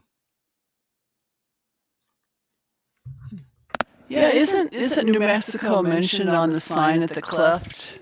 Mm-hmm. Yeah. Absolutely. If you go to the cleft, I think it's I Carlsbad think Caverns is I think the sign on the cleft, I think Carlsbad it's Caverns is in way southern New Mexico. yeah. Cave Woman says Carlsbad Caverns is in southern New Mexico. But yeah, if you go to the cleft, I think it's on the back side of the sign. It says somewhere on there New Mexico. Yes. There's no sparklies in Marabot's instances.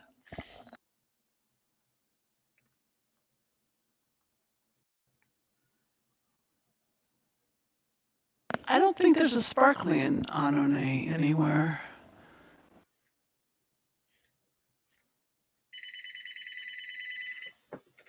Phone call. Whose phone is that? Is that Larry's or? That was mine, and it was a spam call. Okay. Probably Amazon offering you a refund for something you didn't buy. At my age, usually it's people calling me up about how they could help me get a massive bonus to my Medicaid that I don't have. Yeah, probably another scammer besides the Amazon scammers. Yep. Anyway, Mirfak, Sphere 2, please.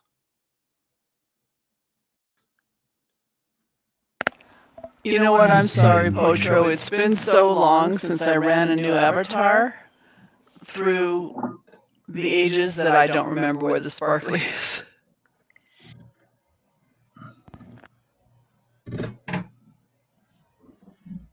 But I'm thinking we shouldn't disclose that due to spoilers. Well, the locations of the calendar stars, which is the actual name, aren't really a spoiler per se. And if I recall, there aren't any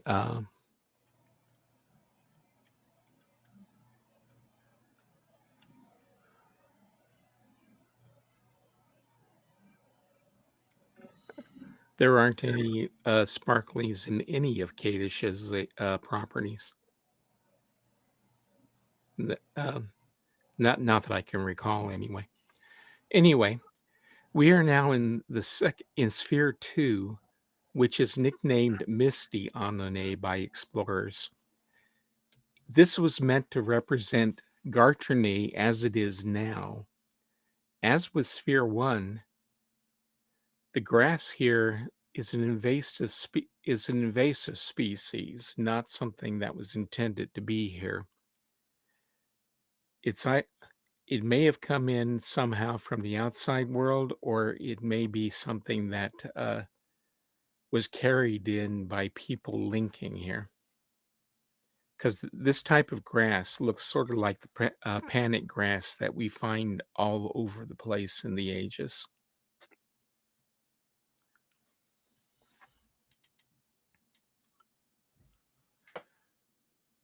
We don't have any currently existing here that I can see. So I'm going to open up or show my web browser briefly in the stream. And the picture that you see there, when you first enter this sphere, it contains crystalline structures. Early explorers dubbed them Ning trees because they resemble lightning bolts in shape. It was previously thought that they were a deliberate part of the island, but that is incorrect. Okay, let's go ahead and turn that back on. The so-called Ning trees are the result of lightning strikes burning the sand and creating crystalline tree-like growths. They are more or less an inverted fulgurite or lightning sand crystal. That explains why it is that when you run into them, they are really easy to break. Real fulgurite is also incredibly fragile. This explains why they are always set in small craters in the rock of the island and why they don't reform after being broken.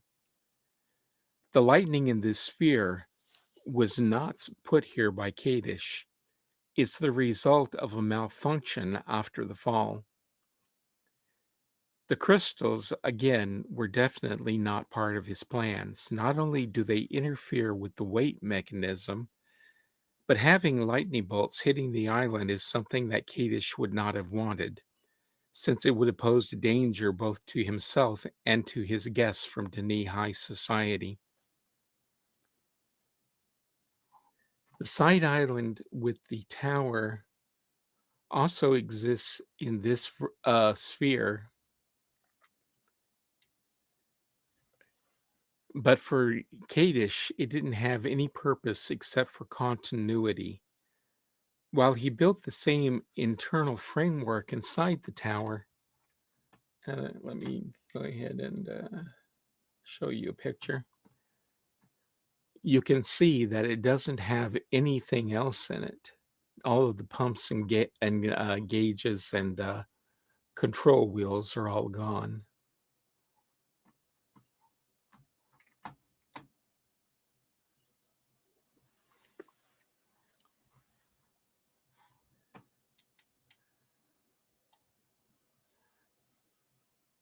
If you, Mirfak, con- maintenance room 2, please.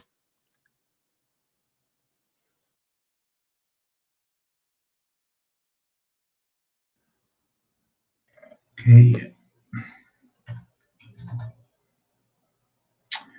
Um, It's getting very close to 1:30, isn't it? Okay, never mind. Cancel that, Kadish. I mean, Mirfak. We're running short on time, so I better get things moving. The control room in this sphere served no active purpose for Kadish. Yisha, on the other hand, used it as a journey station for her cloths.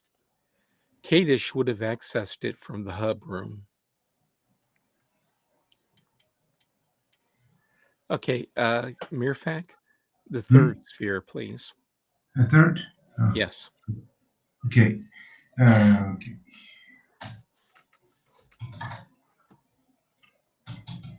Ah. Please.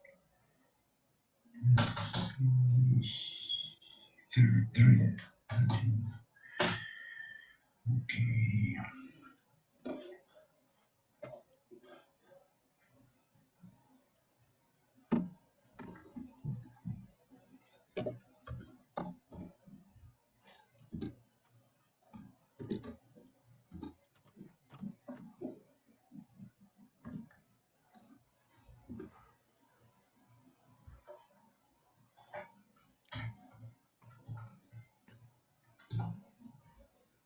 Thank you.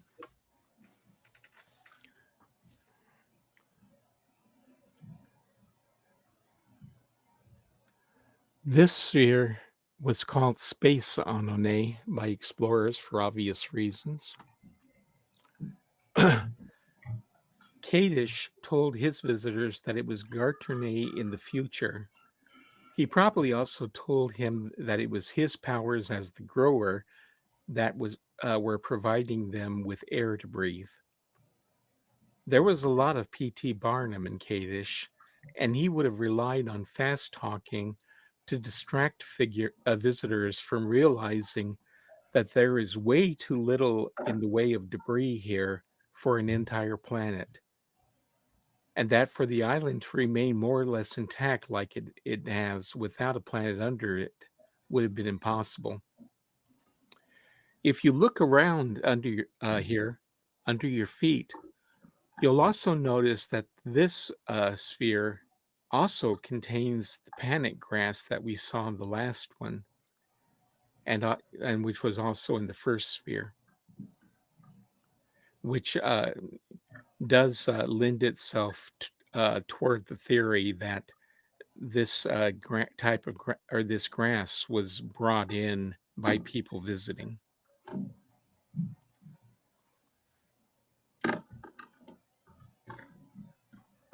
Okay, I'm going to go ahead and bring up the web browser again in the stream. One of the most prominent features of the sphere are the rings that surround the island. And I've got a picture of them from a distance showing in the stream at the moment.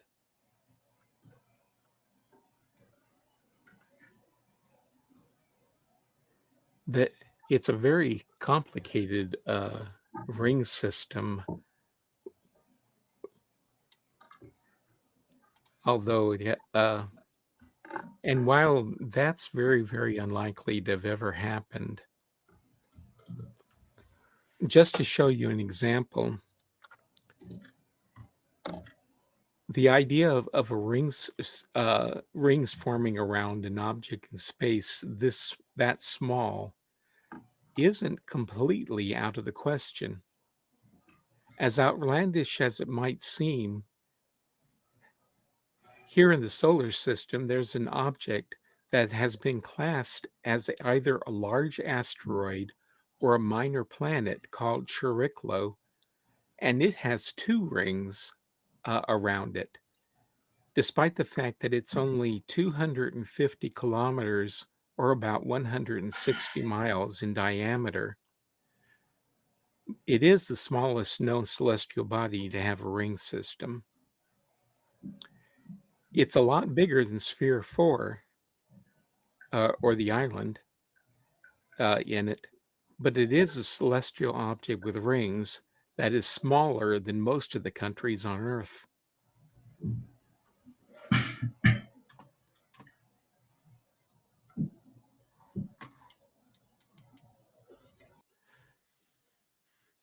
Okay.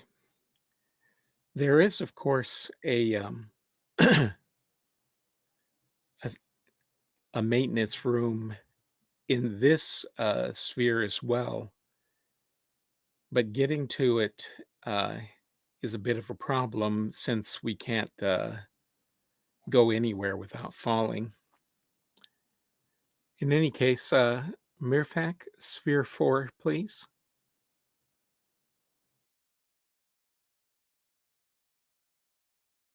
Okay, here we go. Yep. Ah,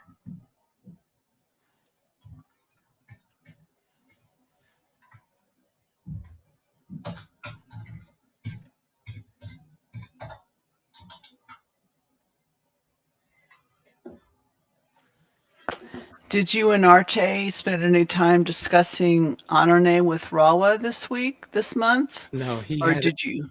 actually that's actually a bit of a funny story. yes. The first time that Arte and I got together to talk about this tour, we had to cut it short because he had a doctor's appointment to get to. So we scheduled it for the following Monday, got together, and Rawa did stop in to say hello, but he couldn't stick around because he had a doctor's appointment. Oh dear.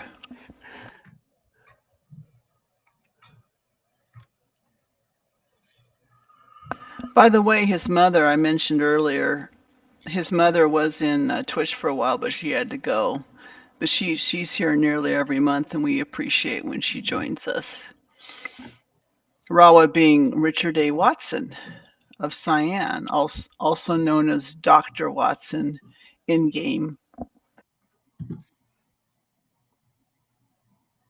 Okay, let's see. The interior of the fourth sphere was not completed before Denis fell, but it's pretty obvious that it was going to be Kadish's monument to himself. The platform in this sphere is laid out exactly the same as the islands in the other spheres, but instead of having any kind of appearance to make it an island, It's covered by gear and sphere themes that are representative of the age. Since this interior was never intended to be seen by guests, Kadish was quite open with his symbology.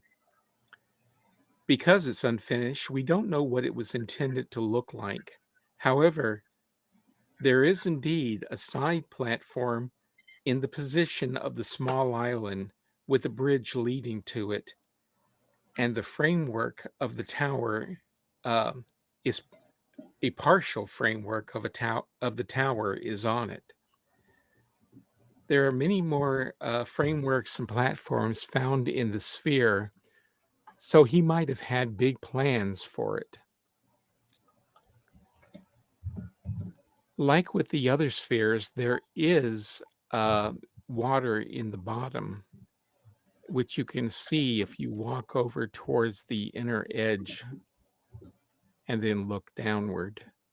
Let's see if we can do that here.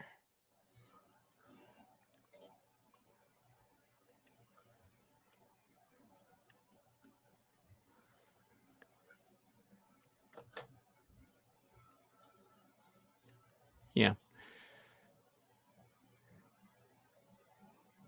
It's quite shallow and brackish when compared with the first sphere, and the pond scum is undoubtedly an invasion from outside the sphere. However, when Cyan was first plotting out Ahnonay, the engineer who they thought was who they originally planned to be the creator was said to have intended for this sphere to be a place where he had restored Gartany. In other words, he was planning to convince visitors that he had the supernatural power to rebuild their homeworld. The statue that you see here may have originally been intended to be the engineer, but at the moment it is a likeness of Kadish, and it's covered in geometric shapes and numbers. If you look down at the base of the statue, there are gears and wheels that appear to have been intended to move the statue in some manner. It probably revolved, but the other gears appear to have allowed it to tilt back and forth.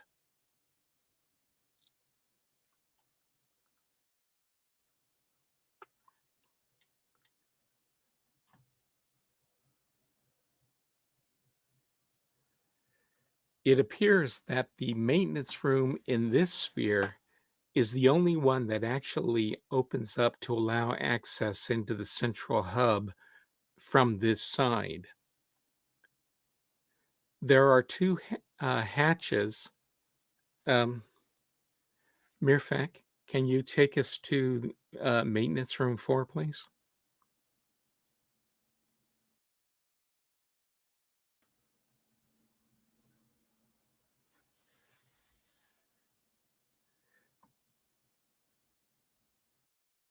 When we get to the maintenance room and open the catch, you will find that there is actually there's actually two hatches back to back. They actually close off the division between the sphere and the axle. Those twin hatches were probably a safety measure to prevent possible injuries when the machine was operating. Okay. Let's see where we got here, where we are here. Okay, we're here. So over here is where we need to go.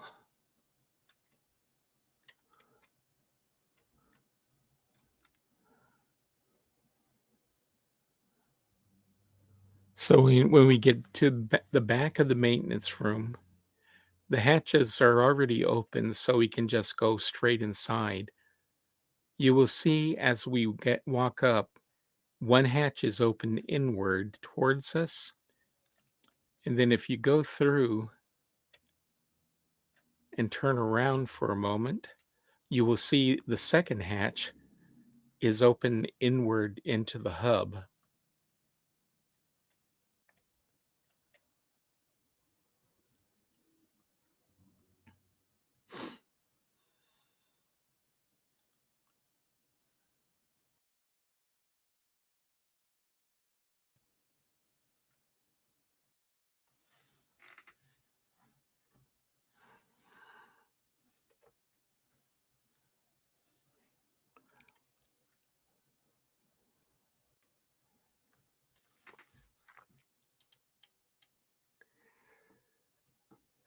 This area inside the central hub of the four spheres is the central hub the four spheres revolve around. Now we begin to see why gears are a decorative motif for the age. Many gears of immense size are used to rotate the spheres.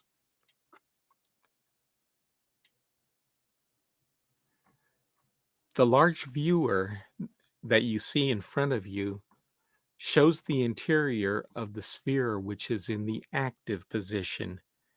That is currently sphere number 4. So if you look, you can see the island that we just came from.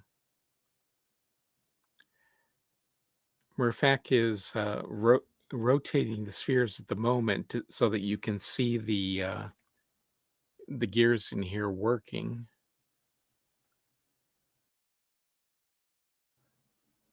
And you'll also notice that the picture in the viewer has changed to sphere number 1.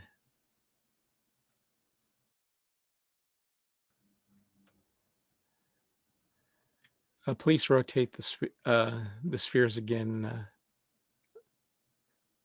You'll also notice that if you turn around, you can see the large spheres, gears behind you turning, as well as the ones in front of you.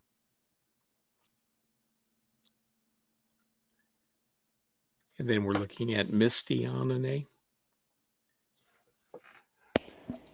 Yeah, during gameplay, you can do this without being in Murfak's Ahnonay. You can just have a buddy join your age, and then while you're standing here, have your buddy turn the spheres. Link out is how he would do it. Anyway, down below us on the lower level, there is a seat that takes you down into a transportation device called the Vogondola. That is the nickname of a magnetic levitation vehicle used to transfer passengers between the orb orbiter and Kadish's office, which would have been the engineer's home in the original version, conceived version of this age. The Vogondola travels from the orb orbiter to a cage with sails on it, and then across a gap to another maglev track. That terminates the track terminates below the office, which was excavated into a rock spire. I'm going to show show another picture in the stream. The one you're looking at right now is a picture of the Vogondola suspended in between the magnetic tracks. This is so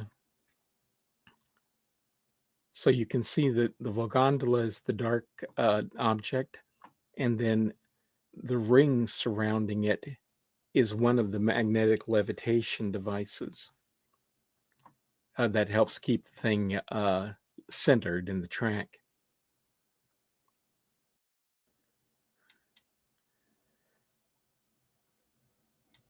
And the next picture that I'm bringing up shows the sail car that the Vogondola transfers into before it crosses the gap between the Vogondola and the office. Because electricity and water don't play well together, Kadish used this method for the part of the journey that passed alongside the cascade. The section of track has a cage with a large sail attached to it.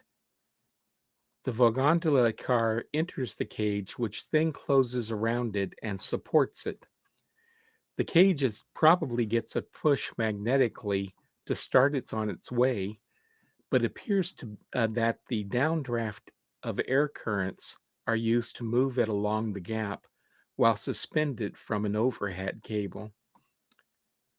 When the cage reaches the electromagnetic track on the other side, the opposite side of it opens and the Vogondola is picked up by the magnetism of the next section of track where it from whence it travels to its end.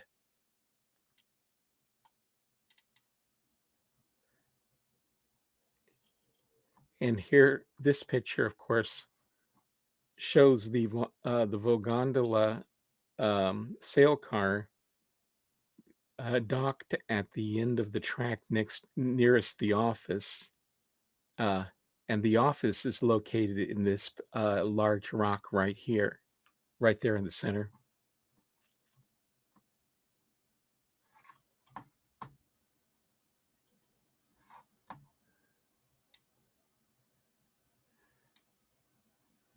Okay, Mirfak, if you can, please take us to the office.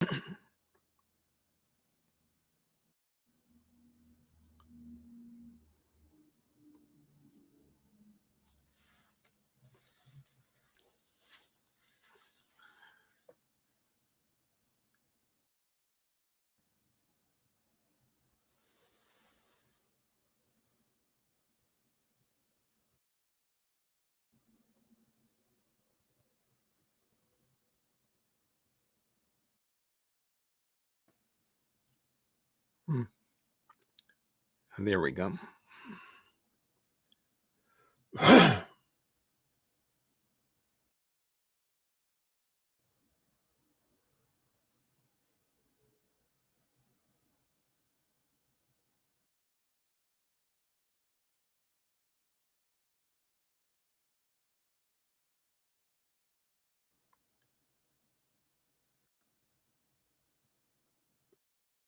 Thank you. Okay.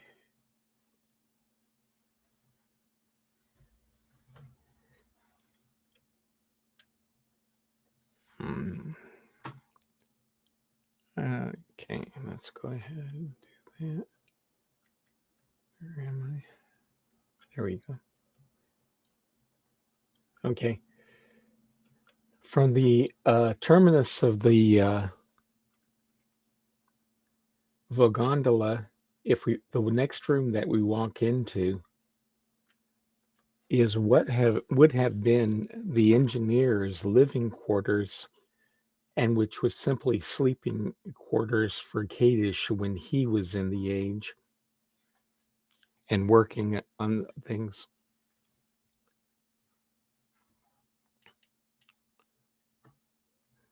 The purpose of the machine to my immediate left is not understood. We don't know what it does, and we've never heard any explanation for it.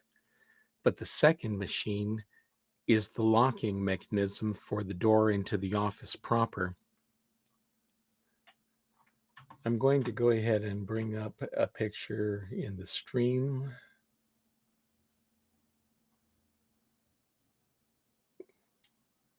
which shows the same thing, but you'll notice that in this picture, there is a paper on the wall which does not exist here.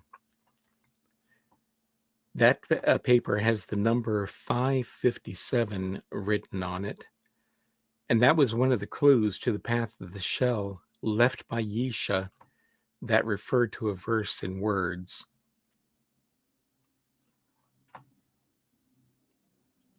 Those were scattered across a number of places and then removed again when she disabled that version of her quest.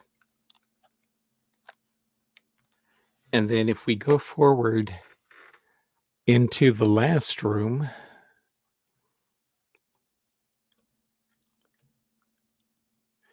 this is the actual office.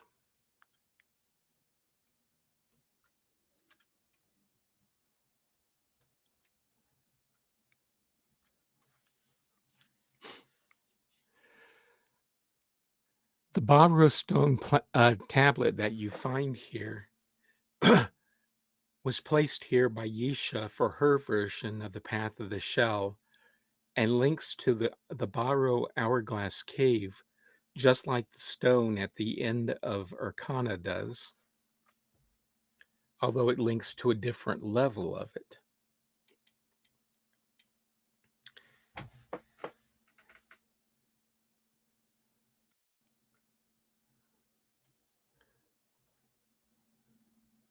If we walk outside,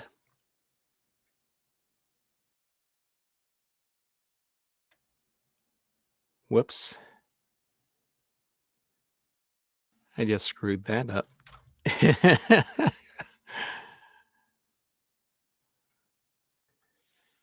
I'll be back in a moment. I just screwed the pooch. I crashed.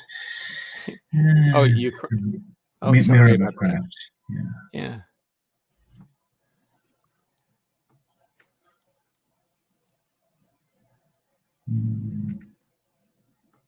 Some running behaviors. Must have been a quab sneaked in here or something. A quab named Larry.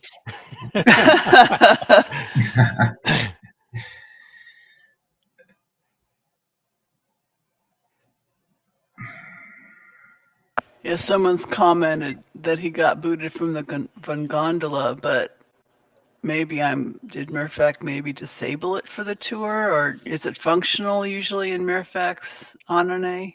Well, normally we tell people don't get on anything or use anything. Yeah. Like that.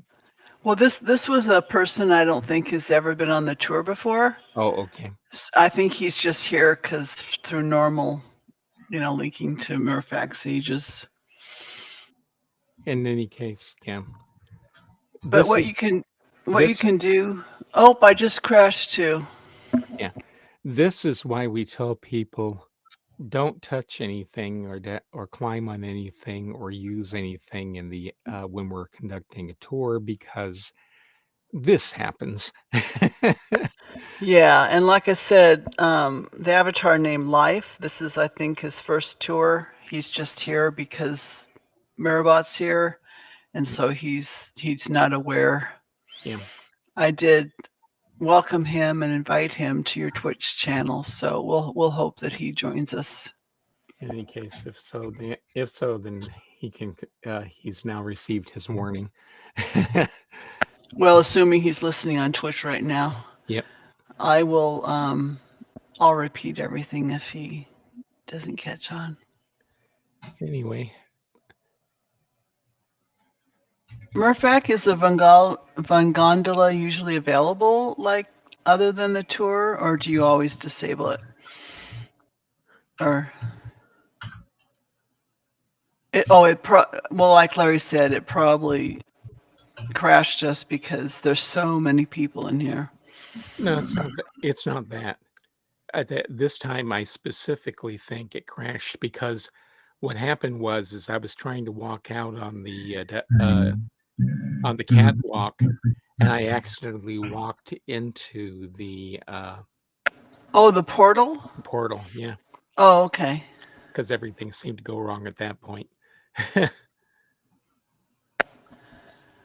Okay, so Murphac, is it okay if we link to you, or are you still setting up your bot at this He was point? still setting up a moment ago when I tried. Okay. Yeah, it's not Okay, working. Mirabot is back. We Okay. try to. So Link. go ahead and PM link to Mirabot. It's not working for me at the moment. Oh, It wait a just minute. worked for me. Never mind. That's because I didn't have him Nice. selected. Well, there you. Yeah, if you click on Susan and type link, nothing's gonna happen. Okay, now we're back in the in here. And But let me check my buddies he- list and make yeah. sure everyone's here. Okay, he needs to There's get us. He needs to get us back to the office still. yeah, yeah. But And there are some people who are in Relto. Oh, I'm sorry for interrupting. Go ahead. Oh, I was just saying that he still needs to get us back to the office, but at least we can Yeah. get back in the same general location. Now there are 3 people in Relto right now. But once you're back in Ahnonay and Larry gets situated, you can PM find Larry to Mirabot to get back to the office. Actually, no, I'm not there. Yeah, what once you're in the office. Yeah. Do the find Larry.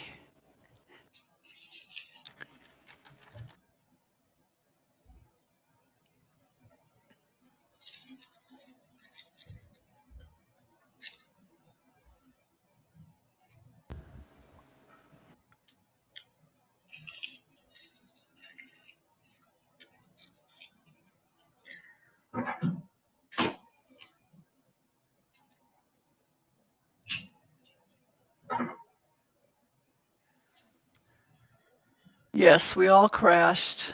I think we all crashed.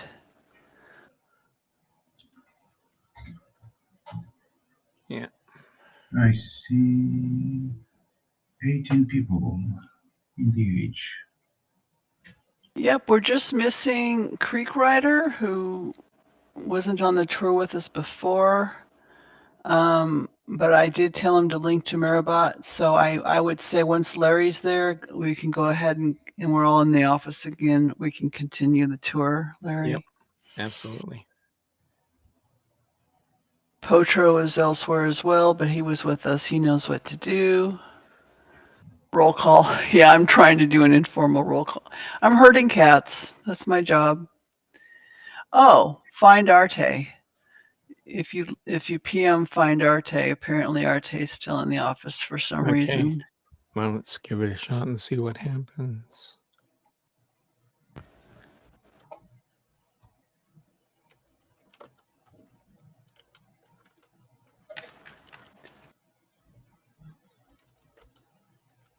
And find Verna. She's there. I don't know how they sneaked over there before Larry.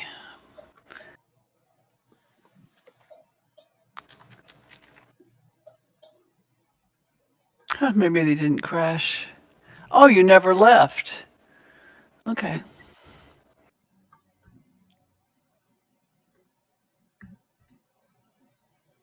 So once we see on Larry's Twitch that he's in the office, he'll continue. Yep.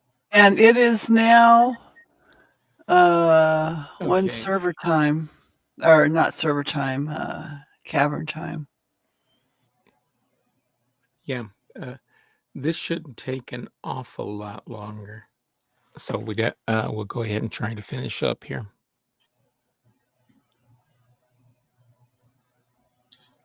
If you're not in the office, just watch Larry's stream, please. Are we going to continue this then next month? Because I know there's another special. We are almost done. Oh, we're not going to do that platform thing next to the spheres? Well, yeah, we will, but the point is that okay. We should be completed within a reasonable amount of time here.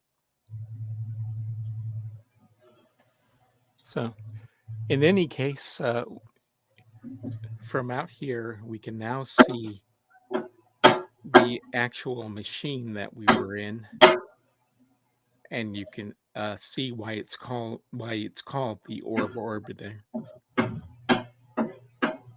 So, if you can, please, Mirifac, please rotate it. Yes, I can rotate.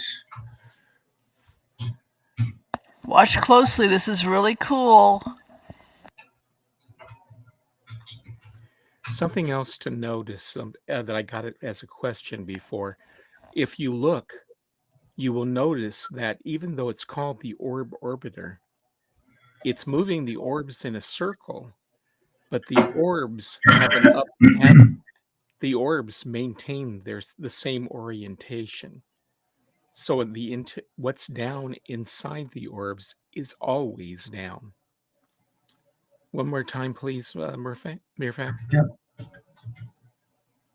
So you see that the orbs, that green moss or algae on the top of them is always on the top. If you can, please, in a reasonable amount of time, go ahead and build the platform to take us over there.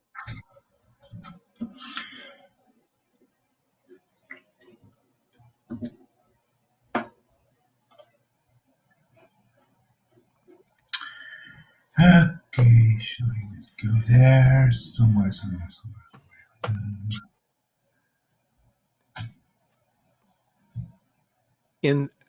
When you're watching it, you can see the Vogondola track terminating at the central hub.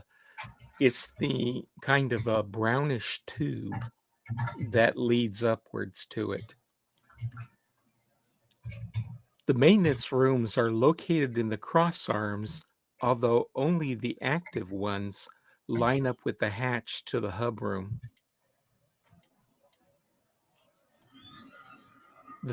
One thing that has to be noted is that we know that it is one of the two or spheres that are on the horizontal that are lined up with the hub room, but we don't know which of them it is. In other words, we don't know which one of those two spheres is the active one at any given time. It could be the one on the left or it could be the one on the right. But because the spheres are not marked, we have no clue as to which one it might be.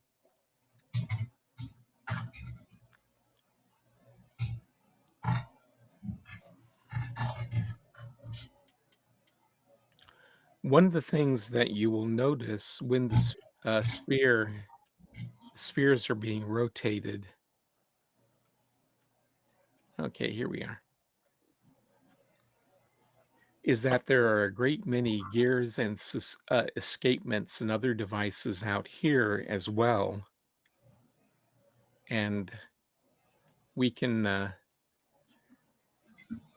see them operating now that we're close by. Something else you will notice is that over just below the sphere, you will notice that there is a water wheel which is turning when the spheres rotate. That is the primary power source for operating the orb orbiter. It does run off water power.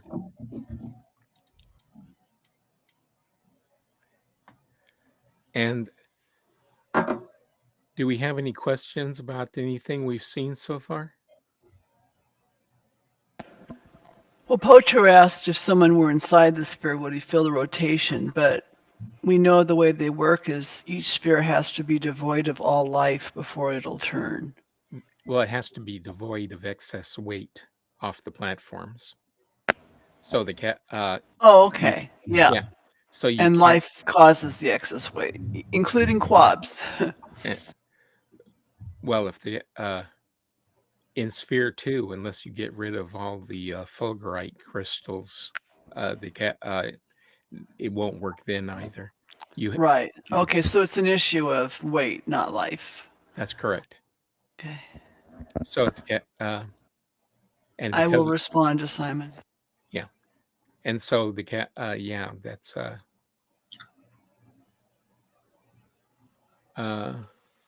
Simon 2. Click on Mirabot in your buddies list and then type find space Larry. He's probably not in Twitch. I'll type it in chat as well. Okay. Like I said, these are people just joining Ahnonay's Murphax Ahnonay.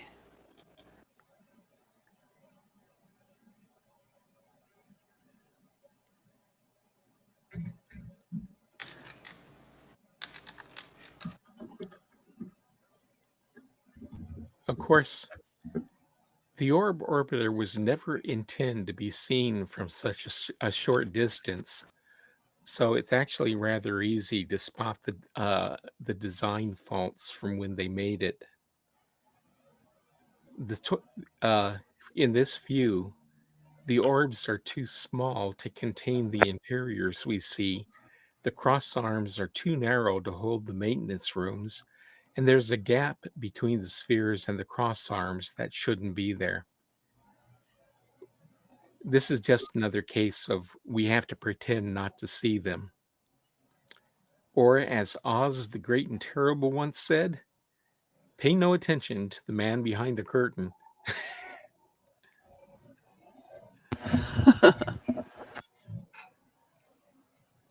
And that is it for today's tour. So thank you all very much for coming along and putting up with all of our flubs. Technical difficulties. Yeah. Yes, thanks for coming. Thank you, Larry, as always, for being an excellent host. And also for Arte for being our other co-host. He was pretty quiet today, but We have to sort that out because he signed into our voice conference, but for some reason it's not working. His connection isn't working like it's supposed to. yeah, So, work when we tested it, but not today. Of course, not today. But we'll get him back next month so we can hear his baritone voice, lovely baritone voice. Murphac, as always, you're just awesome. We can't live without you, basically. And hopefully Zeke will be back next month. The other host. Oh, that's right. Larry and Arte are the guides. I'm the host. And Zeke. So we'll see you next month. Our tour.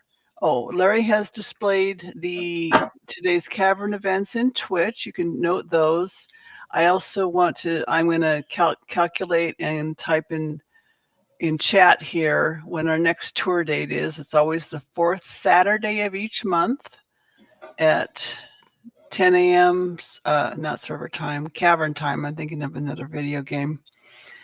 And Larry, while I'm computing that, would you mind just orating the events? And unfortunately, Arte can't promote his own story night, but they are listed on Twitch.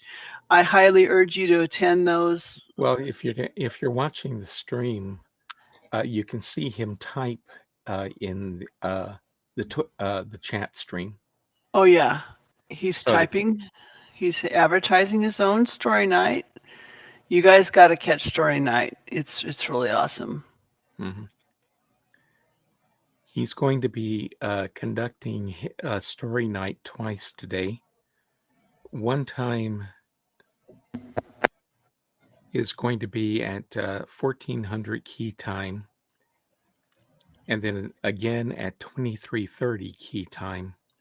Both will be held in Sano's Hood, and he'll be conducting it over in-game voice chat, so you won't need to tune in anything else like we do here. Let's see. Our next tour will be Saturday, April 26th. He says that tonight's edition of Story Night, tonight we will learn about the intervening years between Kareth's abdication and the fall of Denis. The story will begin in about an hour at 1400 key time. We start gathering in the hood at around 1330. See you there.